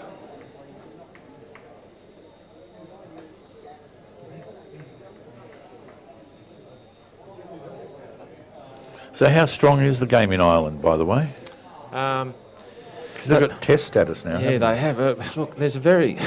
It's an interesting question. A little bit complex, but I'll try and explain what's going on there. So Brexit potentially is going to affect Irish cricket. So what happens is, if I was to go and play county cricket, I wouldn't get a gig there. But let's say, even for example, back when I was playing, they want the best players. So they want the Australian players or first-class cricketers. What happens now is, with the free working trade sort of that goes on in the European Union, the Irish guys, if he had got that cleanly, he would have had a shot at the stumps, but the Irish guys are allowed to play county cricket as any English player would be able to. So there's quite a few Irish players. So William Porterfield, Sterling, Boyd Rankin, I think, is still running around in county cricket. So they're playing first-class cricket. If Brexit comes in and you're from the Republic of Ireland, you'll have to apply to play for a county just like an Australian player would. Oh, okay. And there's massive ramifications here. So what could happen is, if you've lived in England for 4 years, you could then qualify to play for England, which means that you're considered to be like an Englishman, but you would probably have to give up your Irish status to play cricket. Right. So they've just got test status. They've played 2 tests now. They've actually gone okay. They bowled out the Poms for less than 100, didn't they? They did, yeah. And they went quite well. They were probably always going to struggle in the second innings there, but they played well against Pakistan. But if these guys lose the ability to play first-class cricket in England, the standard in Ireland is good. It is a good standard. League cricket's quite good, but you're not playing test players regularly. You're not playing first-class cricket in England, which is the breeding ground for the Irish guys to go and play test cricket. So close. I've lost a bit. See the replay of that one, Barry? Let's see how close that was. Oh no, he's bowling. Here we go. Replay for us anyhow, courtesy of Power TV Australia. Oh, I couldn't see it. They're the ones that ricochets down to fine leg when the fine leg is up, it goes for 4. The captain's not happy with that one, eh? Yeah, well, it was actually this time last year I left to go to the UK for 6 weeks, and all the cop was Brexit. Yeah, it's massive. And I spent some time in Ireland. It was amazing how the history of all Northern Ireland and the Republic. Oh, look, I got some great stories about playing in Northern Ireland. That was an interesting experience, but yeah. So in Irish cricket, you have, they call it the Irish Cup. It's a fantastic competition where every team in Ireland basically goes into, it's like the FA Cup. Yeah. And it's just a knockout comp. I got to play 3 years in that competition. Fantastic. So you get to play teams from Belfast or Londonderry or... It'll be a bye. Swing and a miss. Yeah, that would have landed up on that hill over there, I think, if Hawley had connected to that one. So a few of them did run up the hill in one of the earlier matches. Oh, okay. Yep. Yeah, so, go on about the Irish. Yeah, no, well, the religious divide even came into cricket, and I was not playing in my first year, and I hadn't married my wife Gillian at this stage, and shot. He's got that. That's 4 runs. Liam Brown, well done. Yeah, so one of the first questions I got asked by, they'd been on the drink most of the afternoon, mind you, but they just came over and asked me if I was a Catholic. Oh, really? Yeah, and no introduction or anything like that, just said, are you a Catholic? And I just went, I wasn't getting into it. I'd been warned about this sort of stuff might happen, but and I hadn't had a beer or anything. I was just there watching the game, and I said, mate, it's no one's business, and they knew that I was going to marry Gillian, and being from the Republic, there was a good chance she was probably a Catholic. And I just said to him, what has that got to do with cricket? I said, seriously, what my religion? But it was prevalent the whole time I was there. One day we sent up one of my junior sides. I was the junior sort of director of coaching at the club that we were at, and we sent this team up, and the Orangemen were marching. A bit of crazy stuff was going on. They were, burning Irish flags and all this sort of stuff up there. And there was a roadblock, and they weren't letting anyone through, so our team didn't make it to the game. Oh, okay. And they just turned around and came home. And we went on a tour. Shot. Which was a black cab tour. And yes. It was horrendous. Yeah, but very insightful. Did you? Yes. Yeah. So they're very... Went to both sides of the wall. Yes, that's brilliant. So just getting a replay here. This is a very interesting shot here. That's Chris Hall on strike. So did it go for 4? It did, yeah. So Hawley's gone across his stumps, and just lapped that. That's a high skill shot to do, and he's beaten fine leg, and he's got 4 runs with that. So those types of things make the captain and the bowler think, what are we going to do here? So you can see Glassy's having a discussion with Sam. What are they going to do? They're going to keep fine leg up. Sam knows now that Hawley could potentially walk across and do this lap sweep thing now. Personally, I'd just be saying, have another go at it. It is a very difficult shot to play. You have to execute it perfectly. They just got to run here. They just got to go. Oh, no, Hawley fell over. So the score was 3 for 121. There we go, the completion of the 19th over. The George Banks Umbrellas, 3 for 121. Yeah, it was eye-opening, I've got to say. And then we in the UK, we had, you copped the Brexit. It was good if they did leave, or it was good if they didn't leave, or it was bad, it was just... Yeah. I thought our parliament was a joke.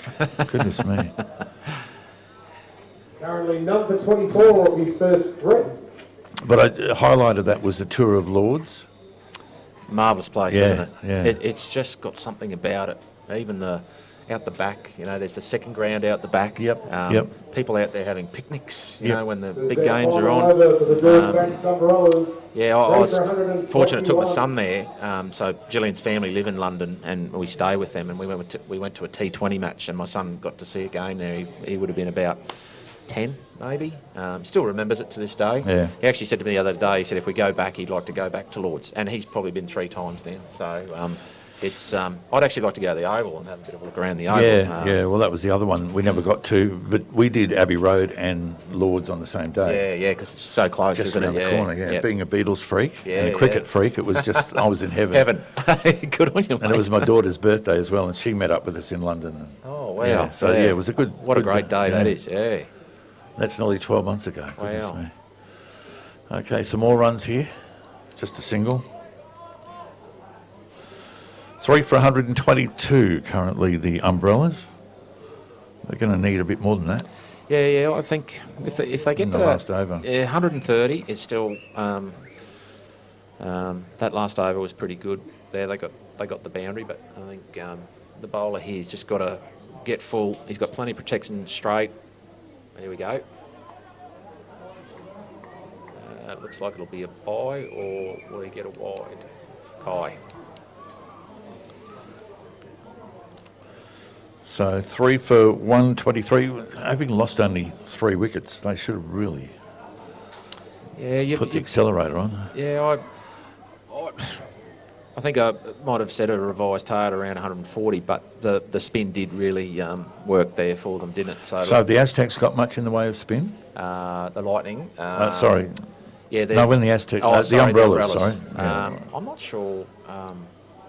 There we go. That's out. That's out, yeah. So that's Chris Hall gone. So good bowling there. There we go, that's Chris Hall, the captain. So we're just looking at the replay here. The opposing captain. He's going to get it nice and full. Hawley can't really get under the ball. Oh, it's a low Good full knock by toss. the captain for the George Banks Umbrellas. 22 runs or 20 And deliveries. a comfortable catch for the skipper, Chris Glass. So with 3 balls to go, the George Banks Umbrellas are 4 for 123. So I know the Umbrellas have Derek Nitschke as a spinner, but I actually think he is away Any batsman for the on wicket holidays is at the Peter moment. Vanderkooi. So probably a couple of slower guys. Even today, I said in our game, Cam Bribblecombe, he's played Shield cricket. He was involved with the Strikers in the heat. He's a very good player, extremely good player. And he would have been very handy today on that pitch with his off-spin bowling. So we had Nolly Knight, the Chinaman, but 4 overs from Cam. Oh God, he could have got hit too. Don't get me wrong, but he's a very good cricketer, and he might have got a couple of wickets for us. And I think this wicket would have suited him today. So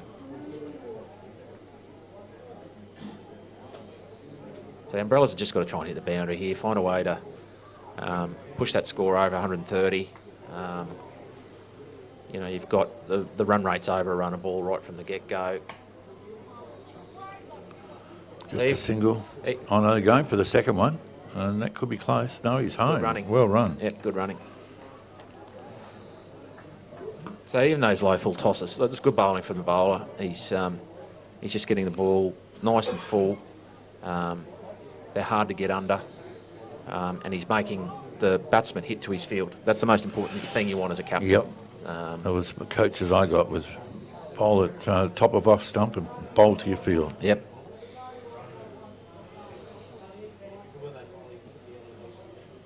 Yeah, that's just a bit too high. Will it make it? No, he'll be cut off. He just didn't quite I'll get come it. back for 2. Yep. It's actually just a little bit, you can see where the socket's been played here. It's just a bit patchy, where the dirt is. Ball for 127, the George Banks Umbrellas. You've probably just got to go safety first out here with your fielding. Just, I think it'd be quite easy to misfield the ball. So that's Aidan Watterson just fielding here in front of us. There's been a few bad bobbles out this side during the day. Last ball of the innings for the Umbrellas. Let's see if they can add to the total. Yes, they do, and very He's well. got that. That is a nice shot. Oh, great way to that's a finish. 6. 6, well done, Brownie. Liam Brown. Takes the George Banks Umbrellas to 4 for 133. Well, there you go. That's a good score. That's a good competitive score. Yep, I think this will be a cracking run chase now. So So the Umbrellas. There was, Nathan Carroll, 30. Tully Wilson, 38. Dan Wilson, we're just 18. taking the PA at the moment. Chris Hall, 22. And Liam Brown, 17 of 12 deliveries. So there you go, 4 for 133. The Umbrellas batting first after being sent in. Live wire electrical. Paul Toohey, none for 25 or 4. Brandon O'Leary, 1 for 35 or 4. Sam Neal, none for 31 or 4. Chris Glass, 1 for 6 or 2. Matt Abbott, none for 10 or 2. And Hamal Shah, 2 for 20 off his 4 overs. Those details courtesy of our ground announcer here, Paul Reedy from K&R Plumbing Supplies. yeah, those bowling figures from those spinners are really quite good, aren't they? So Shah and Toohey doing a great job there. Brendan O'Leary got hit there for a 6 off that last ball, but that over was pretty good. But I think Lightning have got. Oh, massive! Oh, Hawley's caught that. Oh wow! That is a sensational catch. 3 for 16 now. There we go, 3 for 16, the live wire Lightning. That was young Sam Neal out 3 of 2 deliveries. And Kieran Gibbs has put himself on a hat trick. Yeah. Looking forward to seeing the replay for this catch. It was sensational. Here we go.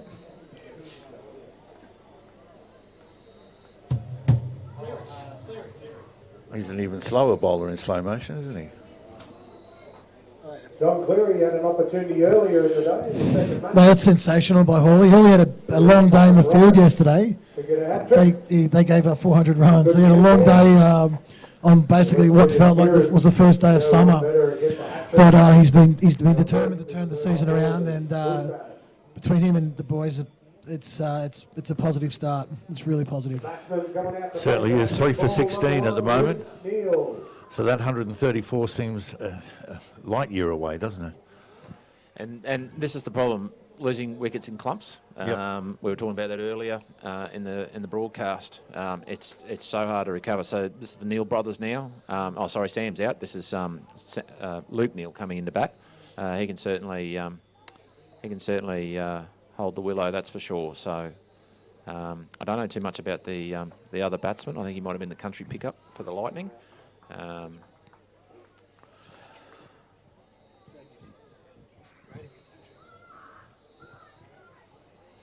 All right. Under the pump now, the Lightning.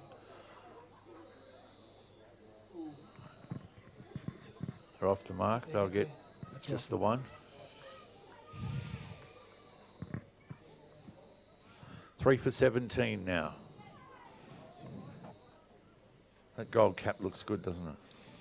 Well, it helped us realise that he caught the catch before. Yes. Power FM cap, isn't it? It is the Power FM. Dan's been informed he can keep that. Yes, he can. Certainly stands out. Yes. He's a great team member, Dan. He really is. Oh, well bowled. Yeah, that is well bowled. Bit more flight there. Well, I'll tell you what, there were 7 runs off the first over. This whole thing's turned around because since then... Today on Power FM 88 on your dial, as well as on Power TV Australia, and on Tuesday night, 7 o'clock. Yes, this is good. You'll be able to see the replay of the live stream games from Jeez, today. I tell you, wickets are good, aren't they? Yeah. You know, and obviously there's still a very long way to go. You can Third over. this game can be turned around in 2 or 3 overs. Anything can happen. It can, but wickets bring We'll dot take balls. this momentum with us. Kieran Gibbs, Yeah. 2 for 8 off his 2 overs so far. He had none for 7 off the first over. No, he's going to go with Daly again Ended here. up with 2 for 1 off that over. 3 for 17, the score at the moment for the Lightning.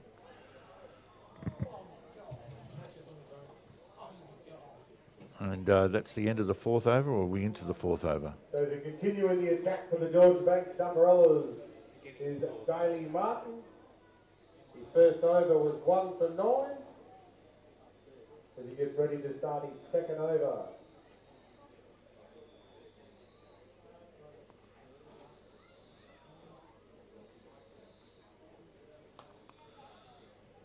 There's no run there. First ball of the 4th over. I've just texted one of the coaches and said, I'm commentating, I'm not leaving my seat. I'm a huge believer in jinxes.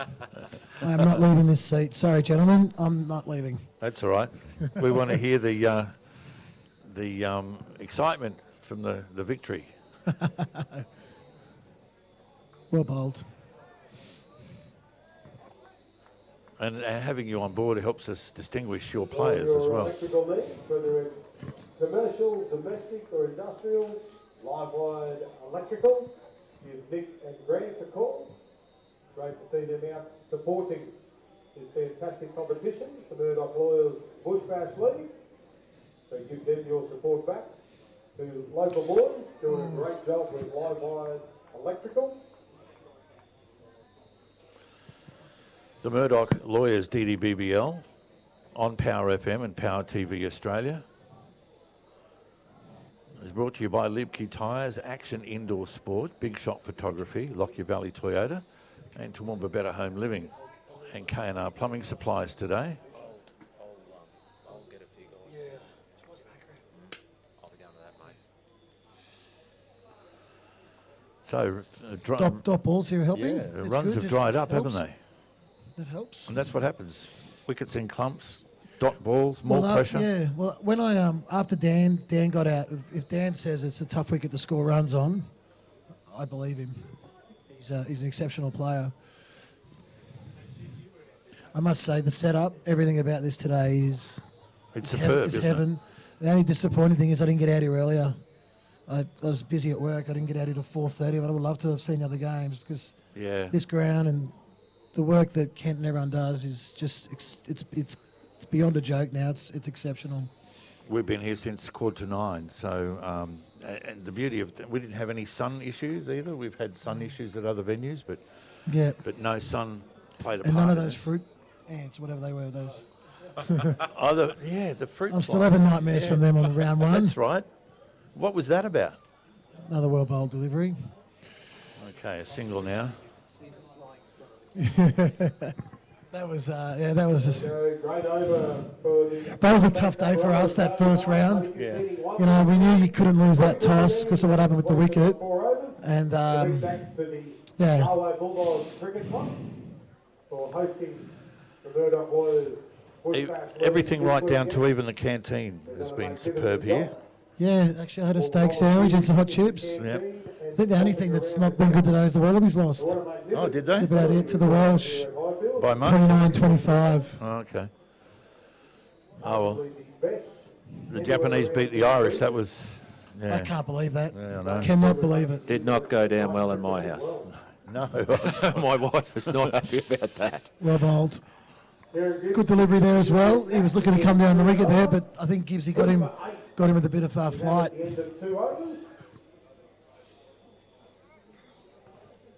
So 3 for 18 is the score at the moment. Oh, here we go. Oh. Yeah, direct hit there, I think, in a little bit of trouble. But, you know, this is what the good bowling's doing. It's making them looking for singles that may or may not be there. Score moves along to 3 for 19.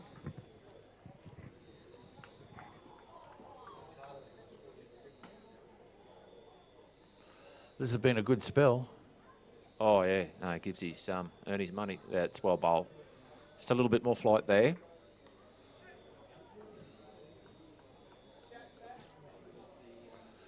So does Toowoomba cricket play much under lights at all? The T20 games are played under lights up at Heritage. Okay. Yeah, so...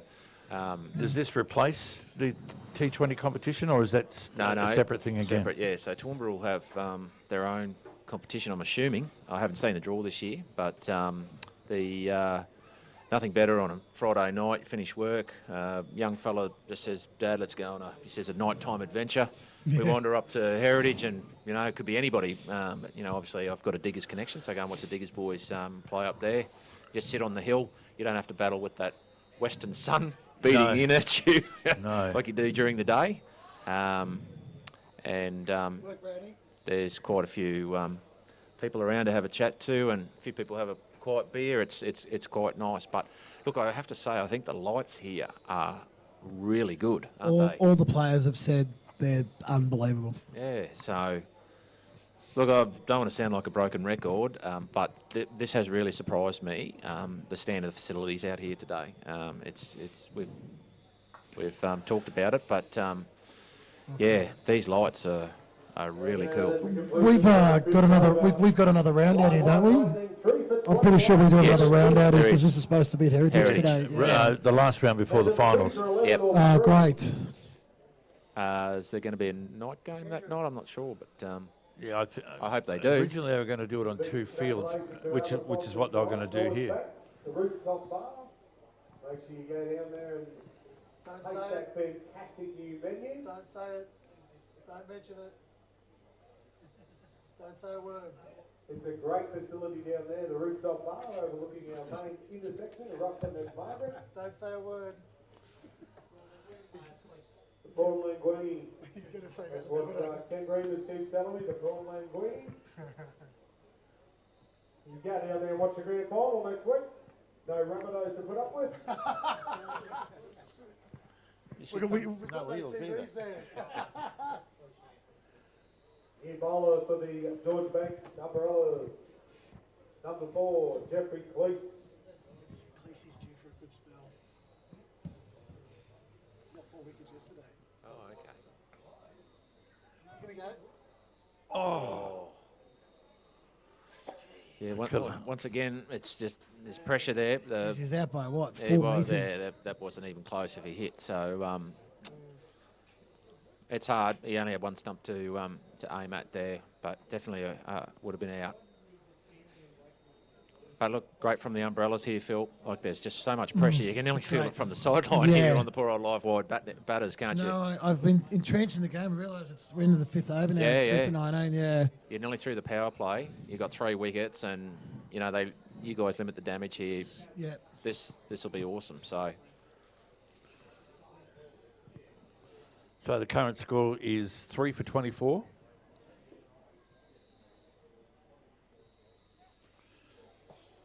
Just about due for another wicket, aren't they, Phil? I'd love another wicket, but it means I have to stay here and not leave you.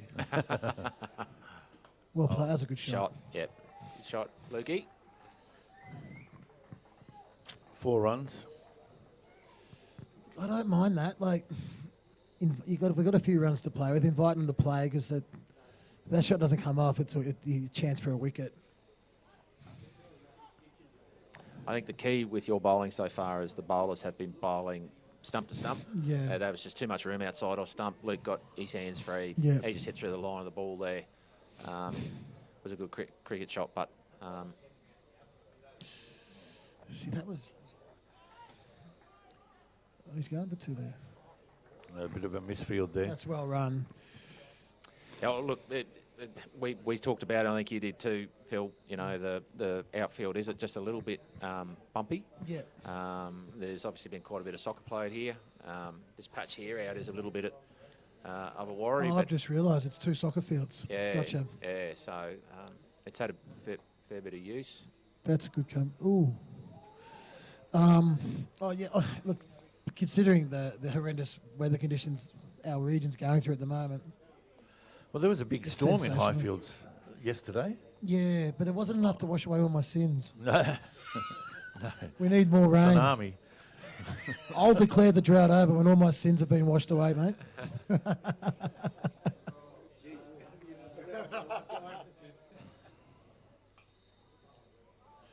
Look, I don't mind that. He's hit back with dot balls. I know they go on and on in the Big Bash about how important dot balls are, but well, they are 2 dot balls after 6 runs in 2. They've proven correct here too, all throughout the day. Once there's 3 or 4. 9 runs. That over for the live wide Lightning. But that over could have got away from him. Could have been a 15 or 16er. I thought he bounced back really well. Yep. 3 for 30 after 6 overs, so they're below the run rate required. That again puts pressure on. You've got scoreboard pressure then. Well, you're out of the power play now, so you've done well there, Phil. Three wickets, 30-odd runs. We can put the sweepers out now. So what do you look at in that power play? What would you look at? That's Nathan, isn't it? Yeah, Nathan Carroll. New bowler for the George Banks Umbrellas, number 1, Nathan Carroll. Well, that's an interesting... We had a discussion today after our game about the power play. We actually think that we need to stop worrying too much about runs and not lose wickets. Yeah. Because look at what's happening here. And today we didn't lose wickets. Yeah, you guys were only 1 down through the power play. And look what happens. They get a score of 130 at the back end. We made 111 today. We get another 20 runs. We're a chance of winning that game. Yeah. So wickets... Yeah. Wickets are the key, not losing them. So that's happened in the previous game too. 8 for 88 there at one stage. You know, that's whoa. Just it's quietly, Nathan Carroll, really good athlete. I thought we'd lost him to rugby. Yeah, but he's back playing cricket now, and as a cricket lover, I like that. I don't know what happened with him with rugby, but he was a junior Wallaby, I think. I might have that wrong, but he's playing grade cricket with Norths. Is he playing with Daly? Yeah. Daly and him, is Daly in the first or the second? That's right. So they're in different teams. But Daly, Nathan, Dan, this is their 3rd game of cricket this weekend. Yeah, that's unreal. That's well bowled. He's a really good kid too. I rang him the other night just to really let him know how appreciative I was that he was prepared to drive up. The good news was they got flogged today, so their game was over early. Okay. Yeah, so he was able to leave, at 2:30, 3 o'clock or something. That's good news, is it? It's They good got news flogged. when my team. Yeah, I don't care about North. I don't care about the umbrellas, mate. Actually, he's a bit But he's- quicker than I thought he was too. He's buying good pace there. We were quietly confident that Nath would bowl well on this wicket, so we were making sure I think 3 guys setting directions on how to get here. the team group chat. Yeah, make sure you turn left here. You'll be right. Don't miss this one on the bypass. God, you missed that bypass. You end up at the airport. Well, you actually end up on the Gore Highway on your way to Pittsworth and Millmerran. Yeah, I suffered my first missed turn on the bypass the other day and then ended up down at the bottom. Oh, did you? Yeah. I think it's still. Well, I live near. Well, as you know, Heritage Oval. It's quicker to go down the range now. Okay. It is for me, but then I go out to Millmerran during the week as well, and that's the bypass, and I've been on that. Saves 15 minutes than going through Anzac Avenue. He's pulled a little change up there, I think. That's a good delivery after he's wide.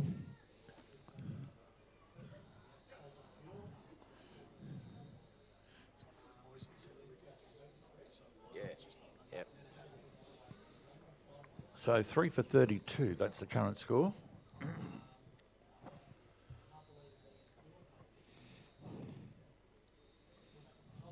Catch. No, it's fell safe. And they come back for the second. It's well run. So exactly 100 runs to win. Is that right? 34. 3 for 34. Yep. 100 runs to win. Off 13 overs. Yeah.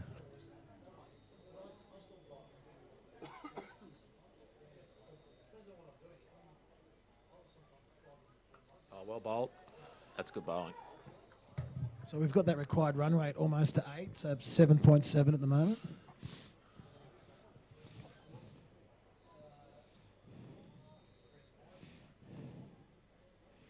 So that's the end of the over. 3 for 34 is the score. Oh, it's 35. There we go, 3 for 35, off 7 overs for the live wire Lightning. I missed one somewhere. Great opening over there for Nathan Carroll. Only 4 runs conceded off it. Okay, new bowler for the George Banks Umbrellas, Peter Vanderkoy. Got it right. As he now comes into the attack.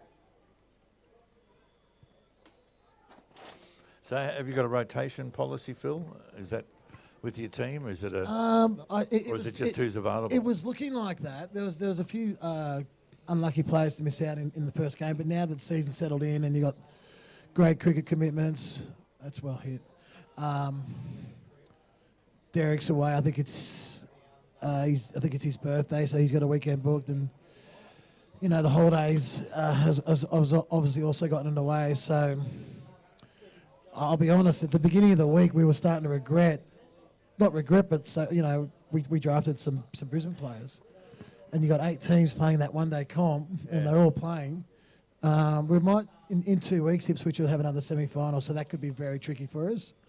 But we'll have other players back, so we'll be able to field a team, but we probably won't have Dan and Bryn out of wide. So getting the team together then for training sessions or whatever, how difficult has that been for you? Yeah, we've basically from day one, Frizy and Matt and Chris all agreed that was always going to be pretty tough. We're very, very fortunate to have the facilities at Toowoomba Grammar. All right. The indoor nets there are just exceptional. Brilliant, yeah, it's brilliant, isn't it? But so anyone, and look, a few of the boys have come up from Ipswich. Like Bryn's been up a few times, and trained up there. But we had a really good training session before the game today. I just said to Frizy that was our best session this year.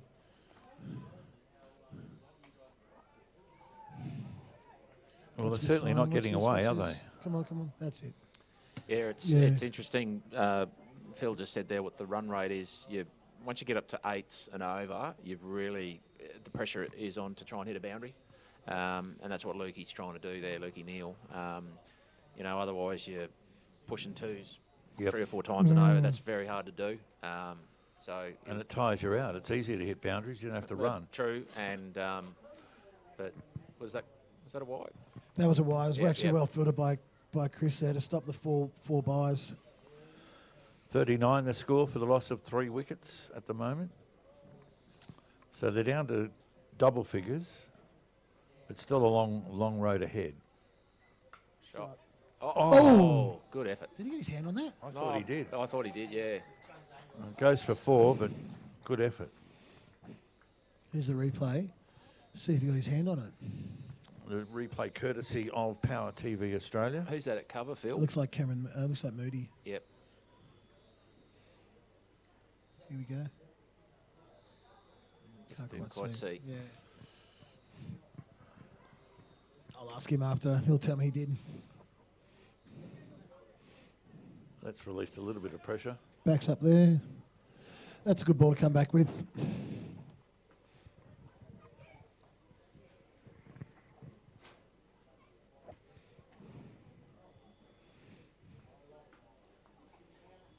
Yeah, I came out midweek to have a look at the place because I hadn't seen it before, and I thought I'd just get out of the car and go for a walk. You have to catch a cab to get round. Oh, yeah, massive complex, isn't it? So could I just? I might say, how new is this place? Is this new? Yeah. Oh, right. In fact, Barry was out here for the opening. It was only probably 6 months ago. Would that be right? Okay. Yeah. Oh, this is. I didn't realise how new it was. There was a facility already in place, wasn't there? And they've expanded. Is that the case? Or Yeah, so it started down the bottom end. Yeah. And there was the first cricket pitch. So 2 years ago, I was out here watching an under-15 game. Came out to watch Brothers Diggers play Railways here maybe last year. And this was here, but this has gone up so quick, this clubhouse. It's not funny. So there's cricket nets just over here. It's amazing. Yeah. Oh.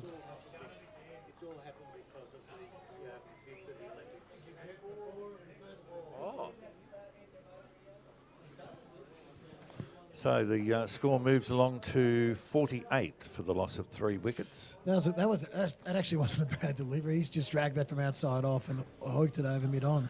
Yeah, I think Luke's going to be a definite danger man here for you. He's a very good player. Can take the bowling on. I think that's what he's decided. I think that's what he's decided to do now. So.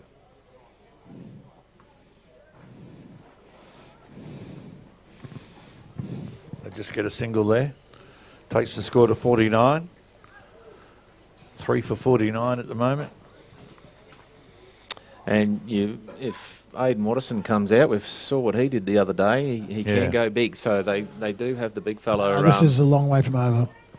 So do you have a formula at the end of 10 overs or 12 overs? Do you double it or what? No, not really. I think, there's a theory in the one-day cricket, isn't it? I think at the 30th over they double the score. Double it, yeah, they double it. So that doesn't transpire over to this? No, I've certainly never thought of it that way because this is such a fluid thing, isn't it? Like we've seen with the losing the quick wickets and stuff. I think you have a totally try and aim for at the start of the innings that you think is going to suit the wicket. I think they say with, Dhoni said, no, Kohli said that Dhoni, 8 out of 10 times, pretty much predicts what the score is going to be on the wicket. They reckon he reads the wickets that good. Okay. And he says, I think 180 is a good score on this wicket. That's without any balls being bowled? Without any balls being bowled, yeah. So, that's the 50 up, by the way, for the Lightning.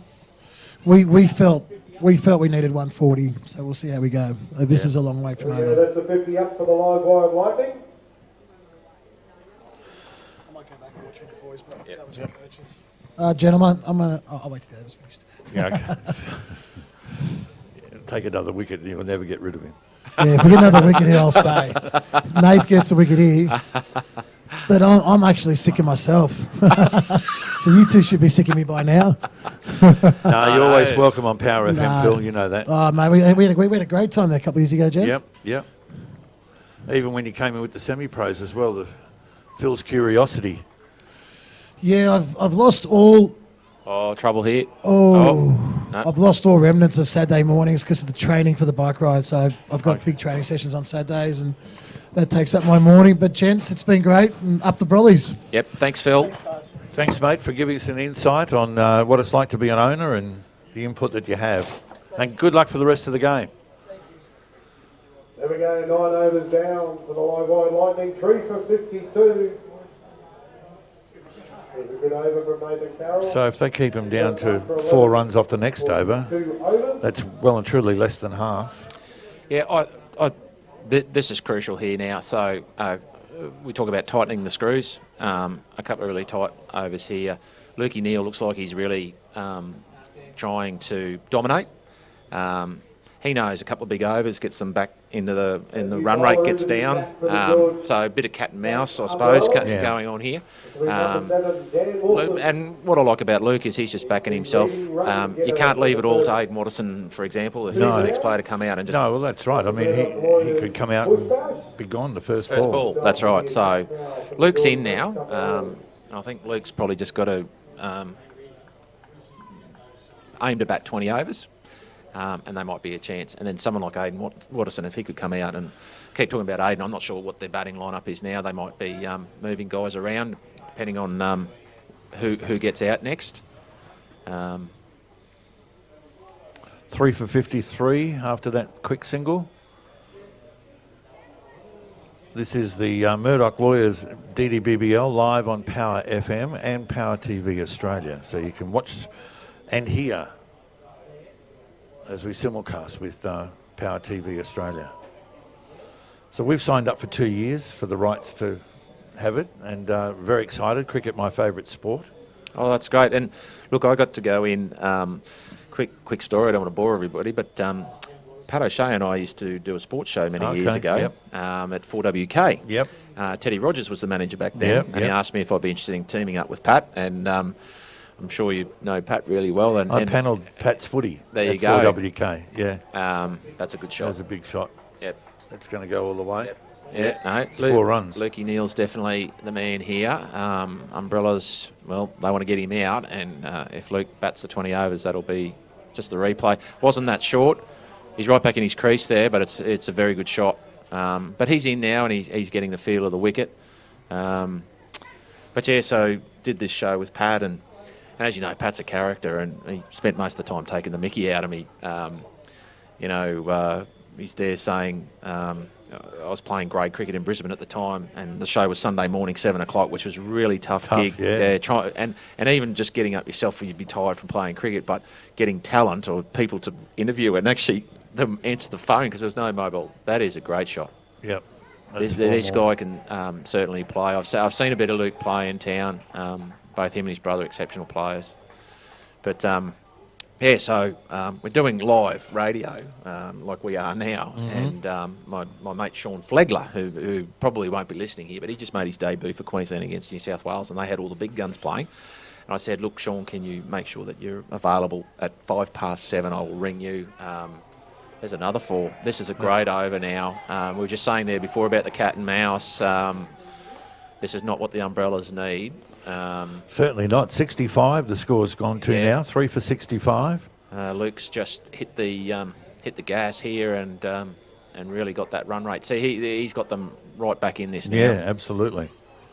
But yeah, so we ring Sean. So no mobile. So we're ringing landlines. This is like 1990 something, late 90s. And no answer. And I'm saying to Pal, I'm panicking because I'm new to the radio. I used to work in print media. And anyway, finally, Sean answers the phone.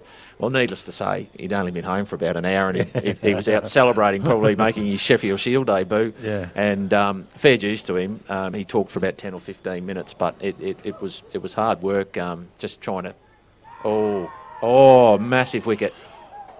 There we go. Dan Wilson gets the breakthrough. Luke Neal, he's caught him. Looking for exposure for your business or event?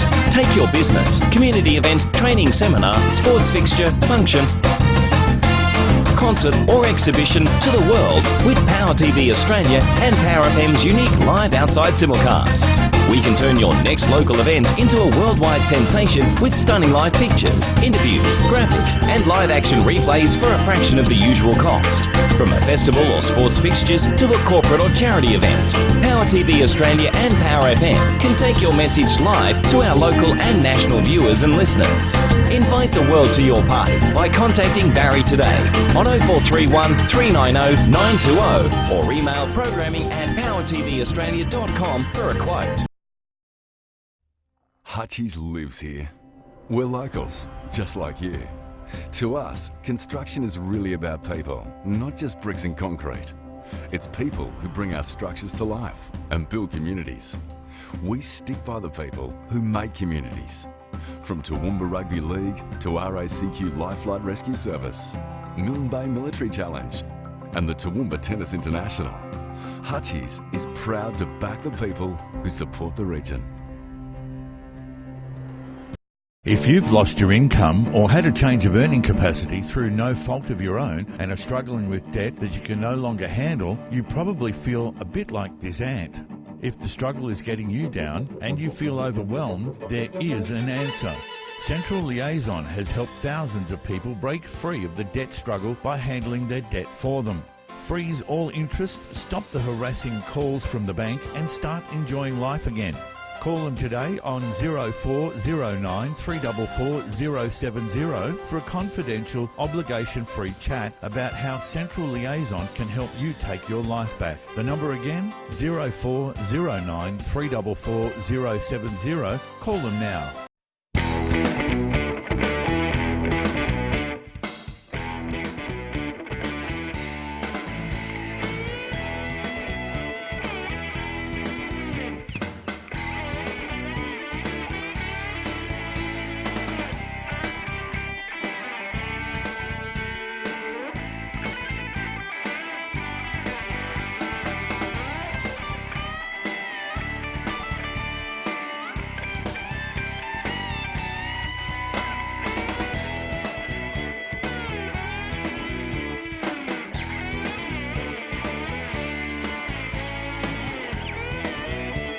Crazy Kevin on the radio.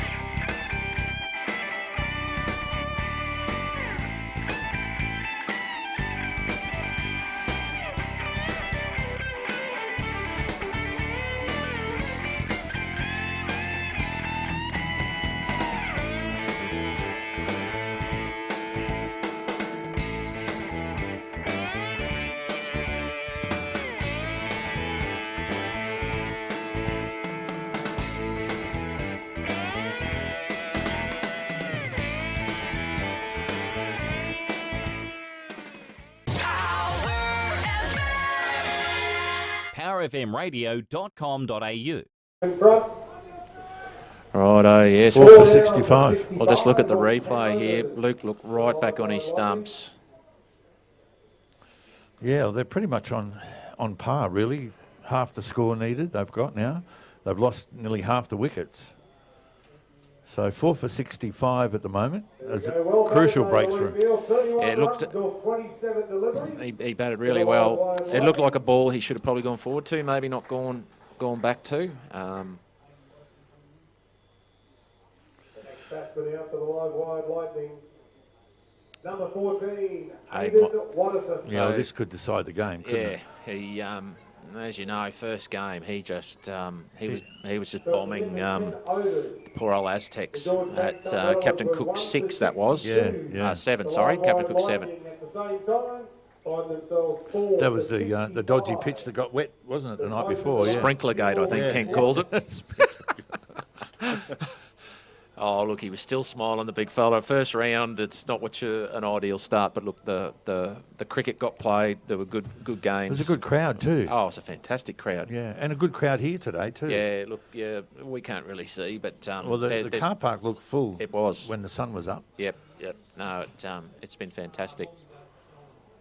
And I noticed a lot of the teams have stayed on as well. They haven't just gone after their games. So. Yeah, when I came back, the Raptors, quite a few of the Raptors boys were just having a quiet beer inside watching the start of the next game. So I know the first day I watched the first game, and then obviously was involved in the second. He's also the leading six hitter for the competition for Murdoch Lawyers. So this is young Morgan Galvin. I've coached his younger brother for many years now, Callum. His younger brother is a gun bat. Morgan's made Queensland schoolboys, and his father came away with me to the Queensland State Carnival last year as a manager for the DD under 14 side at Brisbane. We finished third at that carnival last year. Very proud of my boys.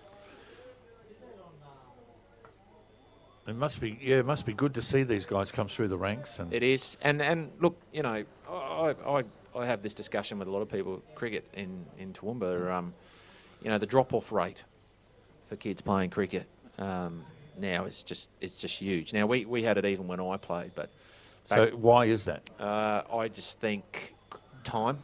Cricket is a very time-consuming sport, isn't it? Yeah. So you start at you might have to be at the game at 12. You don't finish till 6. If you've got a girlfriend, if you've got a family, or whatever the case may be, it is a big chunk out of your weekend. If you play rep cricket, it's all day Sunday. I couldn't think of anything better to do with my time when I was younger. No. To be honest, the friendships I made, the memories made playing cricket. The thing that, dot ball. Yep, and Aiden's looking very positive intent there with his first ball.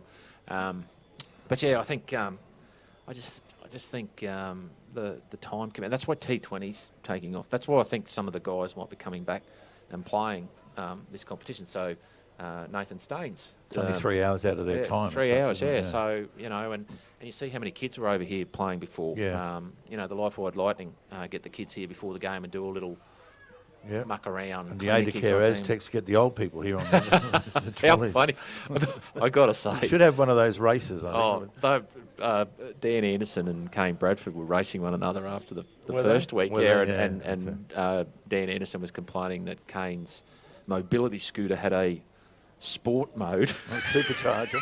Which made him go faster, so he couldn't beat him in the race. Yeah, I'm only played third grade in Wollongong when I was growing up. So I played juniors in the morning and third grade in the afternoon, but I got to open the bowling with my dad. Oh, how good's that? Yeah, that was a great thrill. Yeah. I'm just, one of my regrets will be I just got some injuries that, you know, I get sciatica and it's quite annoying and painful. I'd love to play with my son. He's 14 now, and I don't know what grade he's going to play this year, but it would have been nice to play with him. But, I just don't think I could do 6 hours. But I'm 51 next month, so it's not like I'm That's right, I'm 62 in 2 months. So. Well, there we go. There we go. This is his... No, it's going to get cut off. Yeah, you just got the pillar in your way there. No, I did too, yeah. So that's just one? One, yep. So that's Aiden's... if I was giving advice to the umbrellas, I certainly wouldn't be bowling there. He really can go big if you bowl at that, even a length ball around his off stump.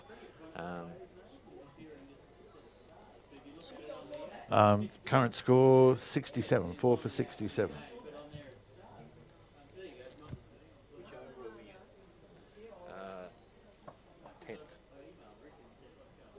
I think we're more than that.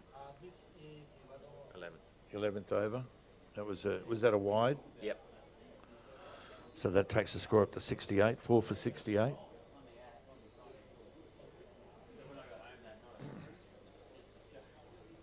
Yeah, my dad's only 20 years older than I, or he was. Oh, okay, yep. Yeah, so we got to do that in my mid-teens, mid to late teens. Did you say he was? Is he not now? No, he's not. He's in heaven playing up there. That's another wide. I suppose that's a good way of stopping the sixes.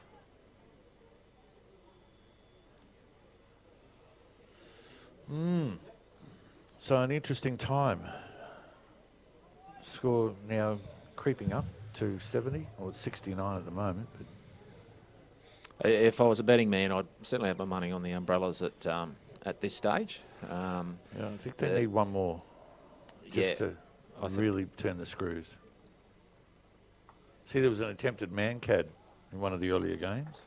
Really? Or a warning, yeah. A warning, yeah.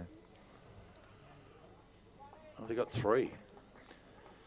One of the big problems with cricket that I have is if something's in the rules, how can it be against the spirit of the game? And that's where cricket, the lines are blurred there. Like people say, oh, you shouldn't do that, it's not in the spirit of the game. If something's in the rules, then why can't you do it?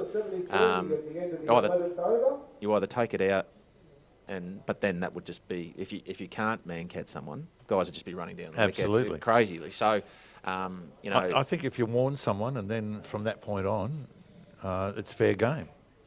Yeah, I agree. I don't think I've ever played in a game where it's happened. No, I haven't either. Not that I played that many. Well, Ravi Ashwin's a bit notorious for it, isn't he? He's done it in the IPL. Yeah. That caused a big ruckus. I think it was the last IPL, wasn't it? He did it for... Yeah, he man-catted someone, and then he went to do it again, and I think they said no. Okay, we see returning to the attack now, Daly Martin. Now for his first 2 overs, he's got the figures of 1 for 10. This will be his 3rd over. 4 for 73, the live wide Lightning. That is the score, 4 for 73. I don't like being timed out either. No, it's... Sometimes you lose 2 or 3 quick wickets and you're still in the process of putting your pads on. Well, do you know... Particularly junior cricket where you only had 2 sets of pads. Do you know that a lot of cricketers have a dream about that?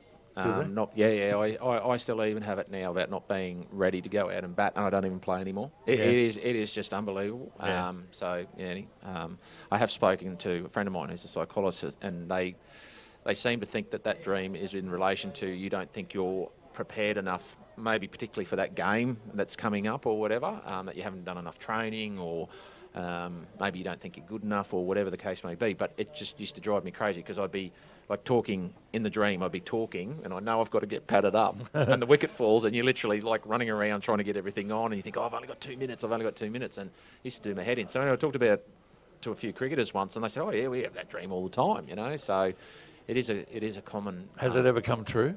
No. I was always fastidious about my preparation before I used to go out and bat. I never liked to be rushed. I had to go to the loo about 600 times. Well, you do hear about guys throwing up and all that sort of stuff. I think Alan Langham was a notorious vomiter before a big game, wasn't he, in the league? Yeah, so... I always remember Ian Chappell saying you can go out to bat, familiarise your eyes with the sun and all that kind of stuff, or the sky. And I sneeze when I go out in the sun. Oh, right. Another 4 runs. Yeah, very handy 4 there.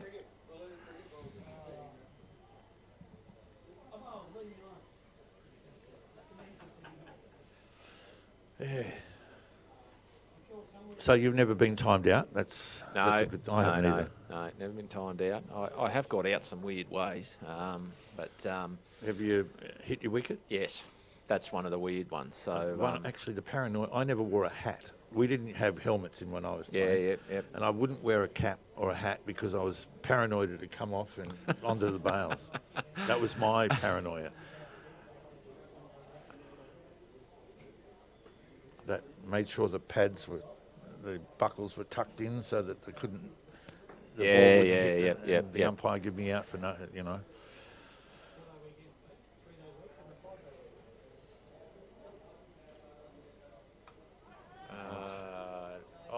Ball's safe. Wow, that was lucky. That was lucky.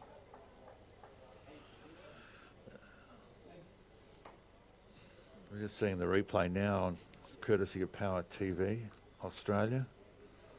He actually thought he was out there. I think he just thought that's gone straight up. But that was just a bit quicker, and he wasn't in position to play the shot, and he was very lucky there. So we've got 8 overs to go, 80 runs on the board, so that's 54 to get from 8 overs, was it? Yeah. 7. It's going to go down to the live wire here. Good plug for the boys, live wire.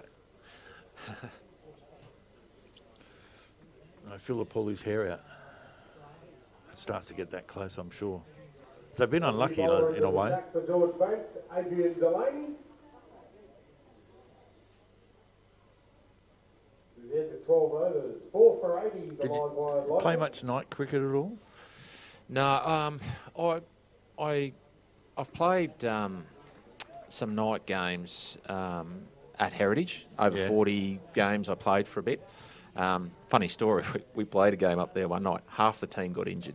And this is when we realised we needed to just stop playing. So when you get older, I think, and it's even with the lights, the depth perception. So Andrew Toppett, who's pretty involved in soccer, he got hit in the mouth. Alan Black, who was a good A-grade cricketer.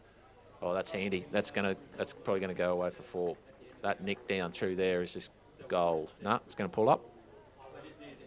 Aiden Morrison's coming back for 3. Oh, no, he's going to fall over. He's gone. Oh, he's out. He's gone. Oh, he's done his hamstring. Yeah. So they got 2. Yeah, 2. Yeah, no, he's hurt himself. I hope that's not serious. He looks. I've often wondered in a game too, when you sky the ball, but you do cross and you actually make it to the crease before the catch is taken, why the run isn't given. Yeah, it's interesting. Yeah. I think about odd things. You made me think about that. Well, I hope he's all right, and it's not a major injury that keeps him out for the rest of the series because. No, you hate seeing injuries, eh? Yeah. It's, there we see the batsman. Tore a hamstring playing in indoor cricket. That was bad. Oh. Yeah. Yep. Contributed 24 runs off only 28 deliveries. So well done to Charlie from the Live Wire Lightning. That finds him 5 for 82 after 12.2.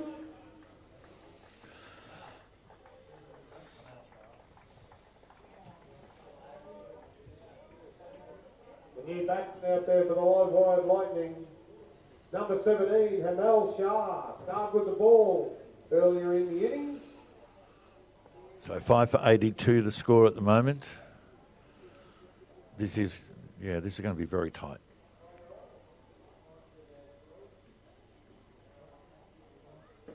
That gold cap stands out, doesn't it? It does, mate. It looks good. It looks good. Oh. They sneak through for a single there.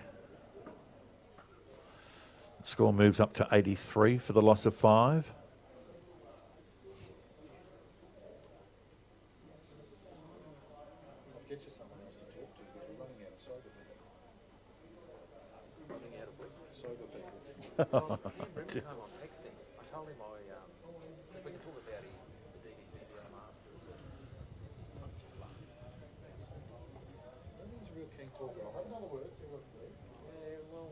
Mate, he's right over at the Lightning there.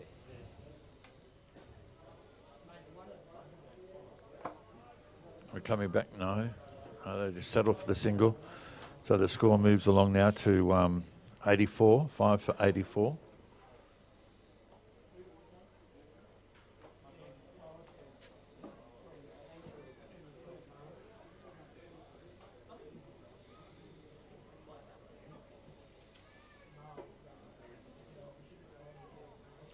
Swing and a miss.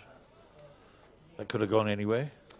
Yeah, I think Aiden's just got to just take a chill pill here.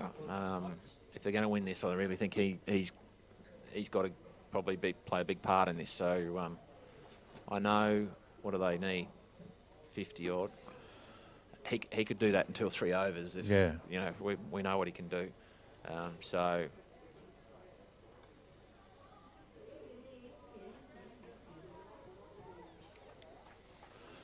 Another single. Score moves up to 85. 5 for 85 at the moment. And that's the end of the over, is it? Yep. Looks like it. Yep. Oh, well, Aiden's kept the strike there, so The line wide Lightning, 5 for 85. Kieran Gibbs looks like he's going to come back into the attack. Delaney Martin, So there's 7 overs to go. 1 for 17 off his 3. Just under 50 to get. That's still 7 and over. I think this is going to be a turning point in the game. Just going to throw that out there now. I think Gibbsy bowling to Aiden. Or does it go either way? Well, I think Aiden could just plonk a few out of the park here, or Gibbsy. I think there'll only be one winner. So we see returning to the attack for the umbrella Unless is Aiden just gets a Kieran single, Gibbs. but I think he'll be aiming to take him down here. This will be his 4th and final over. So brought him on from the other end. Yeah. So when you're playing in games like this, you target a bowler that you think you can take down, and I think Aiden will. Yeah, so they're going to get 2 there.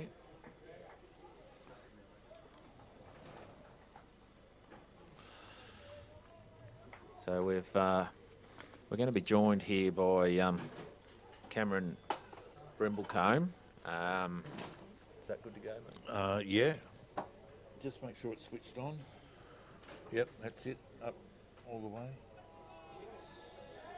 Hang on, sorry. Here we go. We got a 6. That should be right. I was just saying, Cam, welcome to the team. I was just saying I thought Aiden was going to target Gibbsy here. I thought there was only going to be one winner. And we've had 8 runs off 2 balls.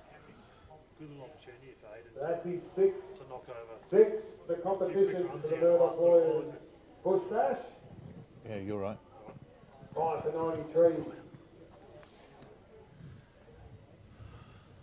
So that's, made a bit of a difference there. 93 now, 5 for 93. Yeah, see, good pressure. A great start from the Umbrellas, Cam. Yeah, it was a great start.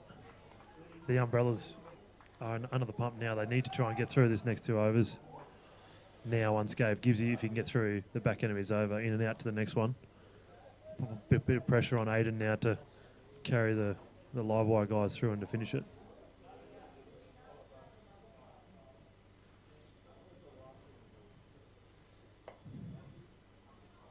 He's hitting a good gap there, isn't he? Like, that's just... We talk about hitting the sweepers all the time, don't we? Making them work. That's just perfect there from Aiden. So I think it's about 11 off this over. Yeah, it's going well for the Lightning. So for those listening, Cam is the captain of the Libke Lions and didn't play today, mate. So we had a bit of an issue with your lung, mate. So what's the update, mate? Are we? Oh, that's out. That's bowling. So we'll have a look on the replay. I think he's dragged that on. Has he dragged it on? We'll have a look in a minute. Yeah, there we go. Kieran Gibbs, he gets a breakthrough again for the George Banks Umbrellas. Yeah, he has. Yeah. He's dragged that back around. That's a great little start here to the finish. Big wicket. That's a huge wicket. Yeah, well, Gibbsy's earned his money tonight, that's for sure. He's, I think that's his 3rd wicket for the night. So yeah, Cam, what's going on, mate? So we got the Bulls Masters next weekend, which is the big rep T20 tournament. You're going to be fit for that? Yeah, at this stage, I'm going to hopefully get there. It's definitely feeling a lot better than what it was last Monday after playing down in the valley. So what actually happened? Got hit on Friday night at training, just above the chest, without looking at the ball. So that's just basically collapsed my lung, filled the lung up, and currently short of breath. So hopefully it can self-drain and be all good for the weekend. Very good. So so there's no rib damage at all, or no rib damage. Just what they call a collapsed lung. So the lung's filled up. Currently not actually working or breathing, as they say. So is it just time that heals it now, or? Yeah, just time. Okay. Just time and hopefully a bit of help. Oh, that looks good. Oh. So so Cam actually bowled 4 overs last week down at Gatton with this injury. Oh, really? Yeah. So it was a fair effort by the skipper under the circumstances, and then I said to him, "You need to get an X-ray," because he confided in me that he thought something was seriously wrong, and he went and got some tests done during the week, and there's punctured lung. So I just hope he's right for the rep stuff now, which is looking good, for next weekend. So, and then hopefully have a good tournament there and come back and lead the Lipke Lions to our first win against who we play next. That's a good question. It's one of these two teams we play. I'm pretty sure George Brother, the Umbrellas we've got next at Trummagramma. That's right, Grammer's hosting someone too, yeah. 6 for 97 the score at the moment, and I tell you what. Nathan Carroll's done a pretty good job here for the middle, hasn't he? He has, mate. He's a good cricketer, this young fella. He's a bit quicker than I thought. He's a bit like Matty Hallis, who plays with Wes. He's not the biggest of guys, but he gets good pace, doesn't he, for his size? So. Yeah, and also started the innings off pretty well for. Oh, didn't he? What? For the Umbrellas. Yeah, see, that's just good bowling. Dot ball pressure again, scoreboard pressure even. Yeah, no, it's getting. I think is that Lyle Teskey, I think, is at the non-strikers end. So Lyle's a good batter too. Australian indoor legend, as we said earlier. Nathan's probably a good option here, I think. Cam, isn't he, for this stage of the game? Yeah, wearing pitch too. They've played a lot of cricket here in the last 2 weeks. 3 games, obviously, 3rd game today. So the pitch looks to be staying quite low and slow-ish. Did they get Nathan's 2 doing then? a very good job bowling quite straight. So 99's the score, 6 for 99. The 100 just about to come up. I know as commentators we probably should be a bit impartial, but the Umbrellas winning here isn't a good thing for the Lipke Lions. It isn't. No. So no, it isn't. I think Cam and I would be hoping that the Lightning win this one. He's gone. Got him. Well, gee, I tell you what, if they weren't in trouble then, they are now. Yeah. Here's the just look at the replay here. Nathan's really executing well here. He's getting the ball nice and full. 3 runs or 4 deliveries for Hamal. He's come on and himself and Gibbsy have really changed the momentum, hasn't they? Yeah. The back of a pretty big over for Aiden and Nathan and Kieran have done a great job. But isn't it? We've been talking all night about the momentum changes. Aiden Watterson swung that back in favour of the Umbrellas, and then just one ball changed it, and now we've got another wicket here, and certainly the Umbrellas, I think Phil will be pretty happy over in the tent there. They'll be losing any more hair. Number 2, Jacob Ross. Yeah, it's going to take a big effort now. 7 for 99. Livewire got to do their best to take it as deep as possible. Well, the over rate still is a big factor, isn't it?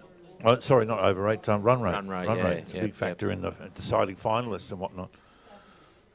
Yeah, your overall net run rate, is we talk about that too. Like even if you're losing, you don't want to lose badly.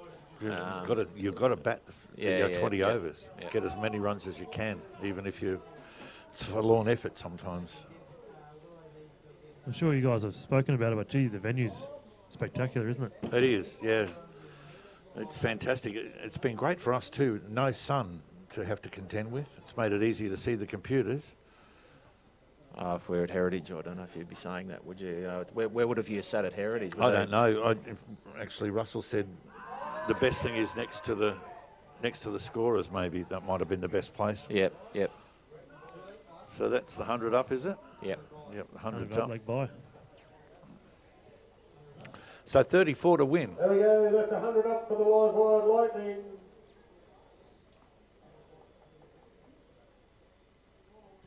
$34 to win off 5.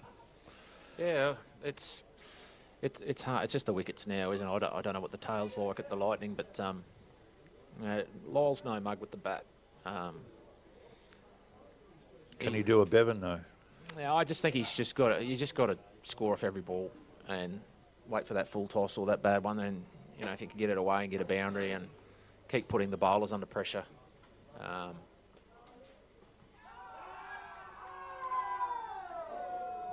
They're going up for everything now, aren't they? I've got to say, it'll be hard to determine a man of the match here because Kieran Gibbs has bowled really well, but Nathan Carroll's bowling plus his batting has probably got him right up there at this stage. But he's caused 2 big momentum shifts, like you said, with the bat and the ball now. Like when you consider how everyone's played today, how easy he made that wicket look, didn't he? Early day, he just walked out and just started slapping balls everywhere. Yeah. Which really surprised me because it's been one of those wickets where, see, that's well bowled again, where, oh, jeez, where it has been hard. We were saying Brian May batted pretty well, but bit of surprise in that second game how that finished, didn't it? The Rockets very getting sharp up. finish. Yeah, jeez. I didn't get to watch John Cleary bowl, but apparently he just hit Chanchus and base of stumps and finished off with 6 for. Oh, really? I didn't 6 for. realise. Yeah, he's a good cricketer. He played for South in town here, and when we were talking about the draft, I mentioned his name numerous times, didn't I? I said he's a good country cricketer, and he was a free pick because he's from Warwick. So he's obviously had a blinder today. He'll be wearing a gold cap next week. Then, by the sounds of it, if he got a heap of wickets. So. Yep. Over. Yielded 9 runs for no wickets. So how hard are they going to go now? Do they whack to the sweepers and try and get 5s and 6s? That would be my plan, and just hope for that. It's 101, 7 for 101 score at the moment.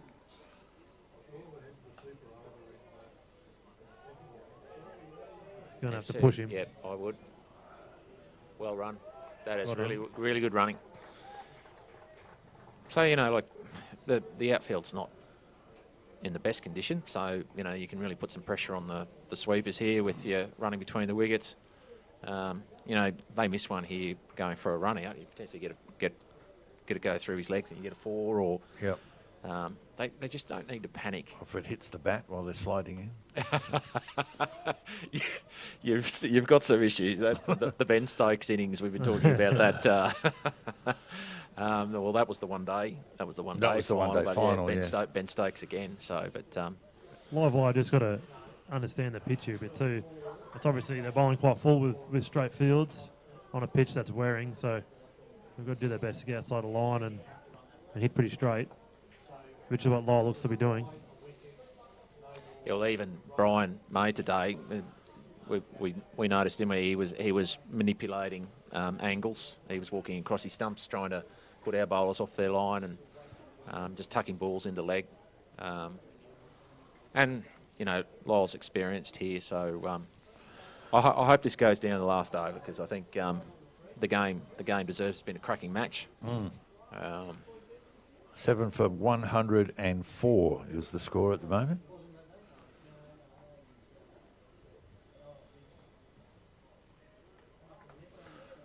So no run. Another dot ball.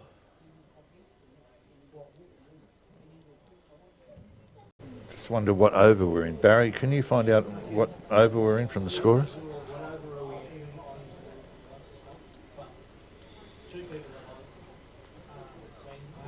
Oh, another dot ball. He's got to find a way, doesn't he? Find a way to get off strike. Yeah, we'll see. There's a big heading towards the boundary. He's just got to tap one here on his hip and run, and just get. Well, it depends how many balls are left in this over. Now you really need Lyle on strike, I think, for the next over. But yeah, see, they're pushing out now. They actually probably want him to take the single. Yeah. So we're in the 16th over now, so it's really getting tight. And it's got to look to go again. It's over for you. No.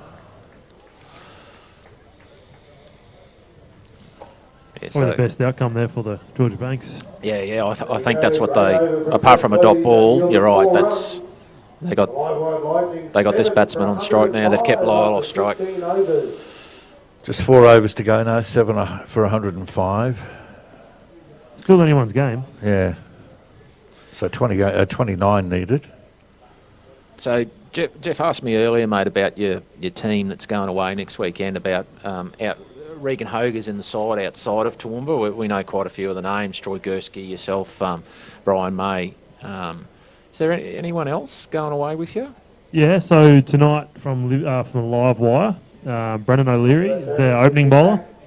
Brendan's come back in and played this competition this year from Toowoomba. So he will be a very good asset for our side this year up in Bundy on some similar pitches I would have thought up there as to what we have here tonight. So Brendan's part of the fast bowling brigade. Shawnee McCarthy's the captain of the Hip Pocket Rockets. Also from Livewire, young Sam Neal, quite a talented young right-hander. Also bowls quite well as well, so he'll be useful. His talents as well going away. So Kieran Gibbs has bowled obviously very well tonight. Oh right, yep. Yeah, I Gibbsy. didn't realise Gibbsy was in the squad. Yep. Gibbsy's in the squad. He actually had a really good carnival last year. So up in Mackay last year, pretty again low sort of wickets at this time of the year. So his battery's gone. Give him that one. Just make sure it's turned on. Back on. Yep. So Kieran had a pretty good tournament last year, Bulls Masters wise, Toowoomba, for us here in Toowoomba. Chris Glass, captain. So him and Chris Gillum had a very, very good carnival last year. Basically got us off to a good start in our first 4 games. So good opportunity for us this year. I've only played back here in Toowoomba for a year or so now. But from all accords, this is the strongest team we've put up into this carnival off the back of last year's positivity.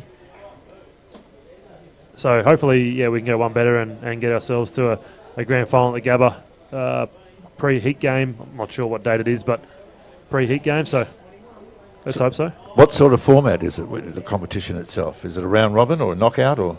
So 2020 comp with two pools, 3 teams in each pool, play each other once, and then Sunday afternoon, first plays second in Pool B and vice versa. Those 2 teams that win go on to the granny at the Gabba.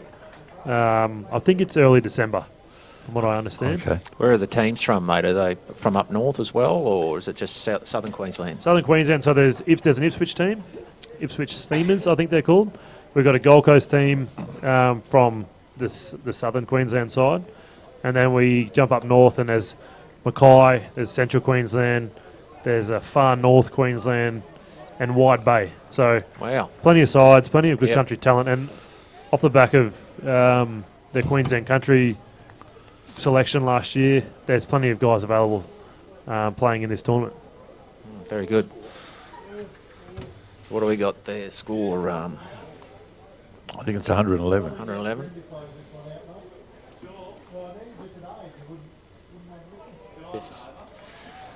That's the end of the over. End of the over. There we go. Good over from Adrian Delaney. Only 6 off it. Yeah, well, Lyle's hitting the ball well, isn't he? So. That's a live wide Lightning 7 for 111 off their 17 overs so far. 7 for 111 off 17. Yep. So 3 overs to go. 3 to come. Wow. So they need 20 something. Oh, look, it's doable. Yep. Jeff Cleese continues in the attack for the Umbrellas.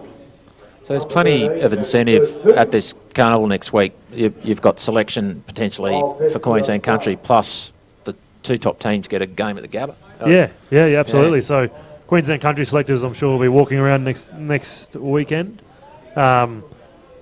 Fortunately, the Australian Country Champions is actually here in Toowoomba this next year, or as in January 2020. So good opportunity for everyone involved up the Bulls Masters to stake their claim before we head away for Schaefer Shield late November, from what I understand, before they pick in North and South Queensland. So plenty of good cricketers available up there in Bundy, and a good opportunity for some young guys to stake their claim and get themselves entrenched in their individual regions, I guess, regional sides. Yep. Yep. So you said the finals played at the Gabba. Is that preceding a game or? Yep. Yeah, a heat match. Pre-game. Yeah. Okay. Yep. My 2 fingers only. Grab a couple of those here. Why not? Thank you. The boys are getting rowdy. 112 now. 7 down. Just got to get bat on ball here, don't they? Yeah. Doesn't matter how the runs come here. He's a thigh pad, something. He's just got to get off strike. Yeah. Got to go. Oh, yeah. Well done. I think Lyle, being a senior player here, just to coach his youngster through, get him to get Lyle on strike as much as possible, and looks like Lyle's starting to see the ball pretty well now. Oh, the beautiful cover drive he played there before, wasn't it? So, mate, these lights are good, aren't they? Yeah, absolutely. Like, really? Yeah. Really good. I know I sound surprised, but it is a really good standard. So We'll look forward to seeing these facilities early Jan after hopefully a bit of summer rain. Oh, yeah. Oh, he's gone, is he? Yep. So, run out Hall.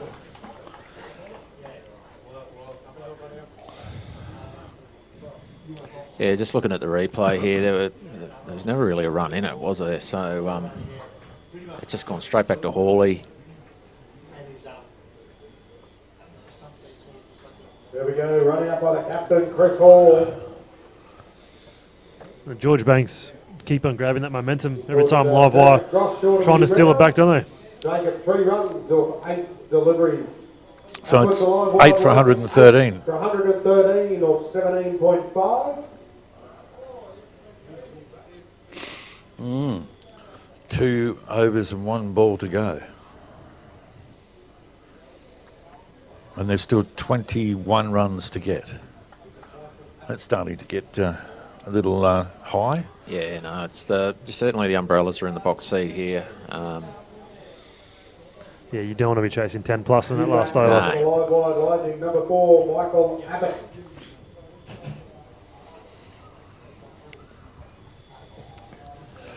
Well, Phil's got the champagne off ice. Yeah, ready to I pop walked the past cork. him before and he was pretty worked up. Oh, no. Could be a little bit of a celebration tonight if they get across the line. Yeah, oh. He's had a horrible weekend. South's got done, so he's not happy. Is he a South Rugby League man, is he? Yeah. He's currently born and bred from that area, yeah. So that's Completion of the third over for 8 for 113, the score at the moment. Cleese, none for 15 off his 3 overs. The live wide Lightning at the end of the 18th over, 8 for 113. So- Making 21 off 12. So that equation is up around that 10 runs and over. Nathan Carroll again. So back in the attack. Yes. For the Umbrellas, Nathan Carroll. After 3 overs, 1 for 14. And he's good bowling. And he's played cricket all weekend, and he's driven back Yeah. for this. Like, take my hat off to some of these boys. Cricket all day yesterday, today, and as you know, mate, T20s take a lot out of you, don't they? Yeah, especially at night after 2 days of cricket and sitting in the car for how long these boys had. I know Daly Martin has driven from the Sunshine Coast today to come back to play. So unbelievable. Can't fault their commitment, but fair spectacle here tonight under lights at Highfields.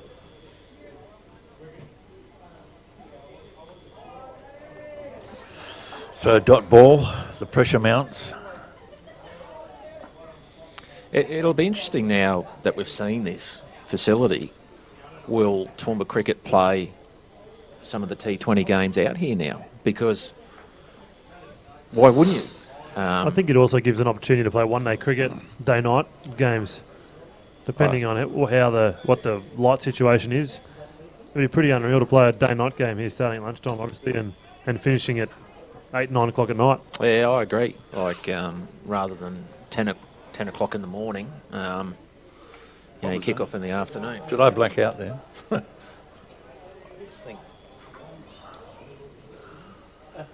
Yeah. Well, Nathan started pretty well this over. Put some serious pressure back on Livewire now to find a boundary. 8 for 114 is the score. 5 balls left in this over. Yeah, I think this batsman just has to get something on this and go. Yes. Lyles, you just got to push them now with this field. It's got to be halfway down the pitch. In case, that, like this then, a fumble. Needs to really put them on under the pump. Coming back for 2. Live wide Lightning, 8 for 115. They need 19 off 9 balls. You think Lyle's probably going to have to look at hitting the ball towards us here the way Nathan's bowling. Yeah, coming this way. He's just Set off for a single. Been a bit of a fine for Hawley's George Banks umbrellas, Nathan Carroll. I totally agree, and I think we were saying earlier with Phil, he went down the rugby path and he's come back to cricket, and he doesn't look like he's been out of the game at all, does he? Like no. So it's 8 for 116. The next ball is gone. Bowled him. There we go. Nathan Carroll's got his second wicket. He sends Michael Abbott on his way. Nathan running in on the replay. Deliveries for Michael. He's got a nice action, hasn't he? Yeah. There's a lot to like about his bowling act. Look at that. It's really good. Nice 9 for 116. 7 deliveries for the Live Wide Lightning. George Banks have really played the facilities and the situation really well. Pitch wearing, bowling nice, full and straight. Hawley has set his fields correctly, and they're benefiting at the back end of the 20 overs now. Well, you really have to think hard about how many short balls have been bowled here, haven't they? They've been disciplined. Haven't really remembered any half trackers that have just been banged out here for 4 on the other side. I think Phil was right, though. They took the early wickets, which they haven't done in the tournament so far, and that's just given them so much confidence. At one stage there, they were appealing to everything. Yeah, some very key, like you said, key wickets in that first 6. Imperative to get 2 early wickets. Well, they had them 3 for 30, so not a bad way to go, and that was the end of the power play. So I guess credit to them to get to 9 for 116 after a few early poles in the power play.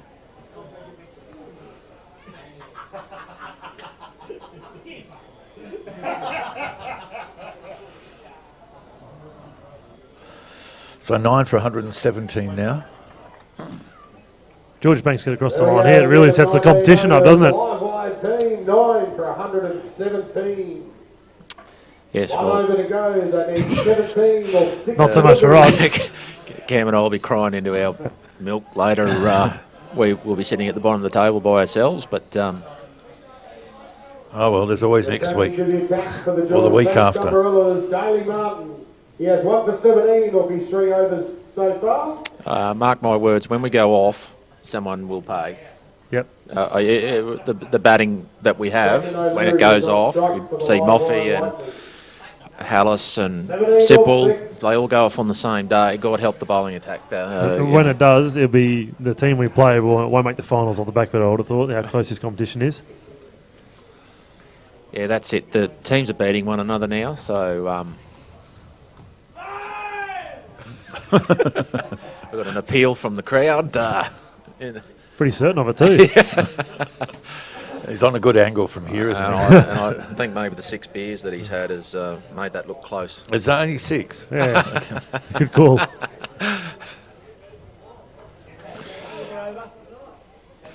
Daly's bowled well with a new ball and come back now to finish the innings off.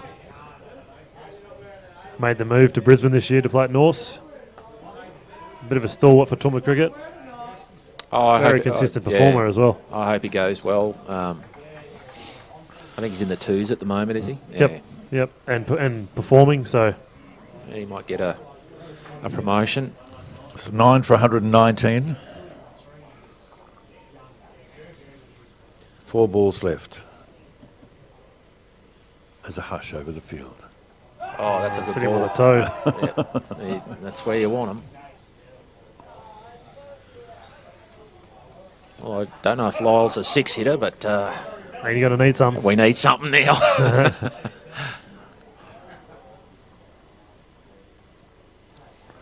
3 deliveries to go. 14 off 3.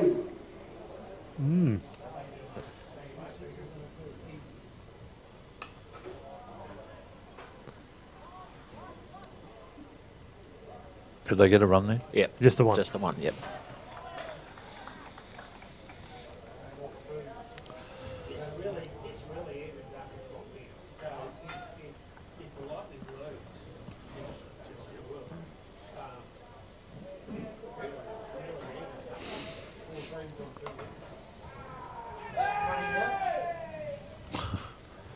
So Dot, second last ball coming. Yep. 9 for 120. So that's a good win for the Umbrellas. Ball remains. Really, really good win. When you consider, you know, players in Brisbane coming back and like during the week we thought they were in big trouble, didn't we? Yeah. That's the end of the game. And nice shot. Yeah, it is too. That's gone all the way. Nice 4 to finish. 4 runs. Well, that really, well, a win for George Banks really opens the competition up. Not enough though for the Lightning tonight. So George Banks on 1 win, Hip Pocket Rockets on 2 wins. Of the Murdoch Warriors. Bush Bash. Live wide 2. Live wide 2, Raptors 2. They've lowered the flag of the live wide Lightning. They're undefeated. Still a good opportunity for a few teams to 9 for 125. make their mark in the competition. The Lightning scored. Well, you know. So the Umbrellas won by 8. Yeah, good game. Another good game of cricket. You know, we've certainly seen some good cricket today, like the Rockets beating the Raptors. That's just incredible result for them. When you consider where that game was at. Not out at 14. Jacob Gross 3. And then the Aztecs, just a little bit too good for us Lions this morning, but yeah, there was some... the Aztecs won 2 wins too? Yeah, they got 2. Kieran Gibbs, 4 overs, 3 for 21. Danny Martin. And we've also got the what Brisbane players are available to from here on in. Who gets through to finals. Ipswich players available or not for sides. So we haven't seen our star player Teddy Doggett yet. So you know, we may or may not get him in the tournament. So. Morgan Gelden, 1 over, none for 8. But yeah, this is wide open now. Very interesting. Well, still a mathematical chance for all 6 teams to make the finals. Congratulations to the George But well, we will need some results to go our way. But still, pretty cool opportunity after 3 rounds for all teams still be in it. Too good for the Lipsky Lions. Yeah, it's going to be still tight for that top 3 places. Thank you to the team from Railways, the Bulldogs, for hosting us I think all their great work. If you've got any the Lightning have had really good form, haven't they, in the first 2 games?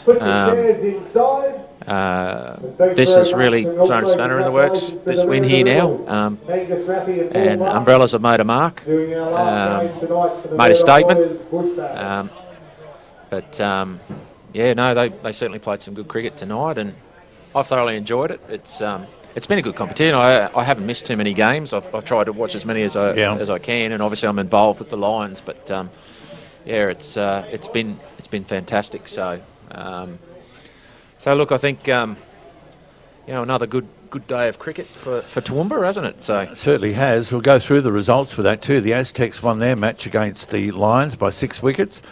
The Rockets by 5 wickets over the Raptors, inflicting their first defeat of the season. And the Brollies, George Banks Umbrellas, won by 8 runs over the Lightning. They were previously undefeated. Yes. So it really has evened up the competition and made that race for the top 3 even more fierce. Thank you to you, Brad, for being part of our commentary team today. Anytime, mate. It's been great fun. No, it's good. Yeah, we'll get you back. Also to all our guests, Cam, best of luck with your injury, mate. Yeah, brilliant. Thank you very much. And on behalf of the crew here for Power Television, Barry, Yuki, Luke, Thanks for looking after us, and this facility is magnificent, and we'll sign off on that note, and we'll be back doing the round 5 games live, plus the semi-final and the grand final of the Murdoch's Lawyers DDBBL on Power FM. Good night.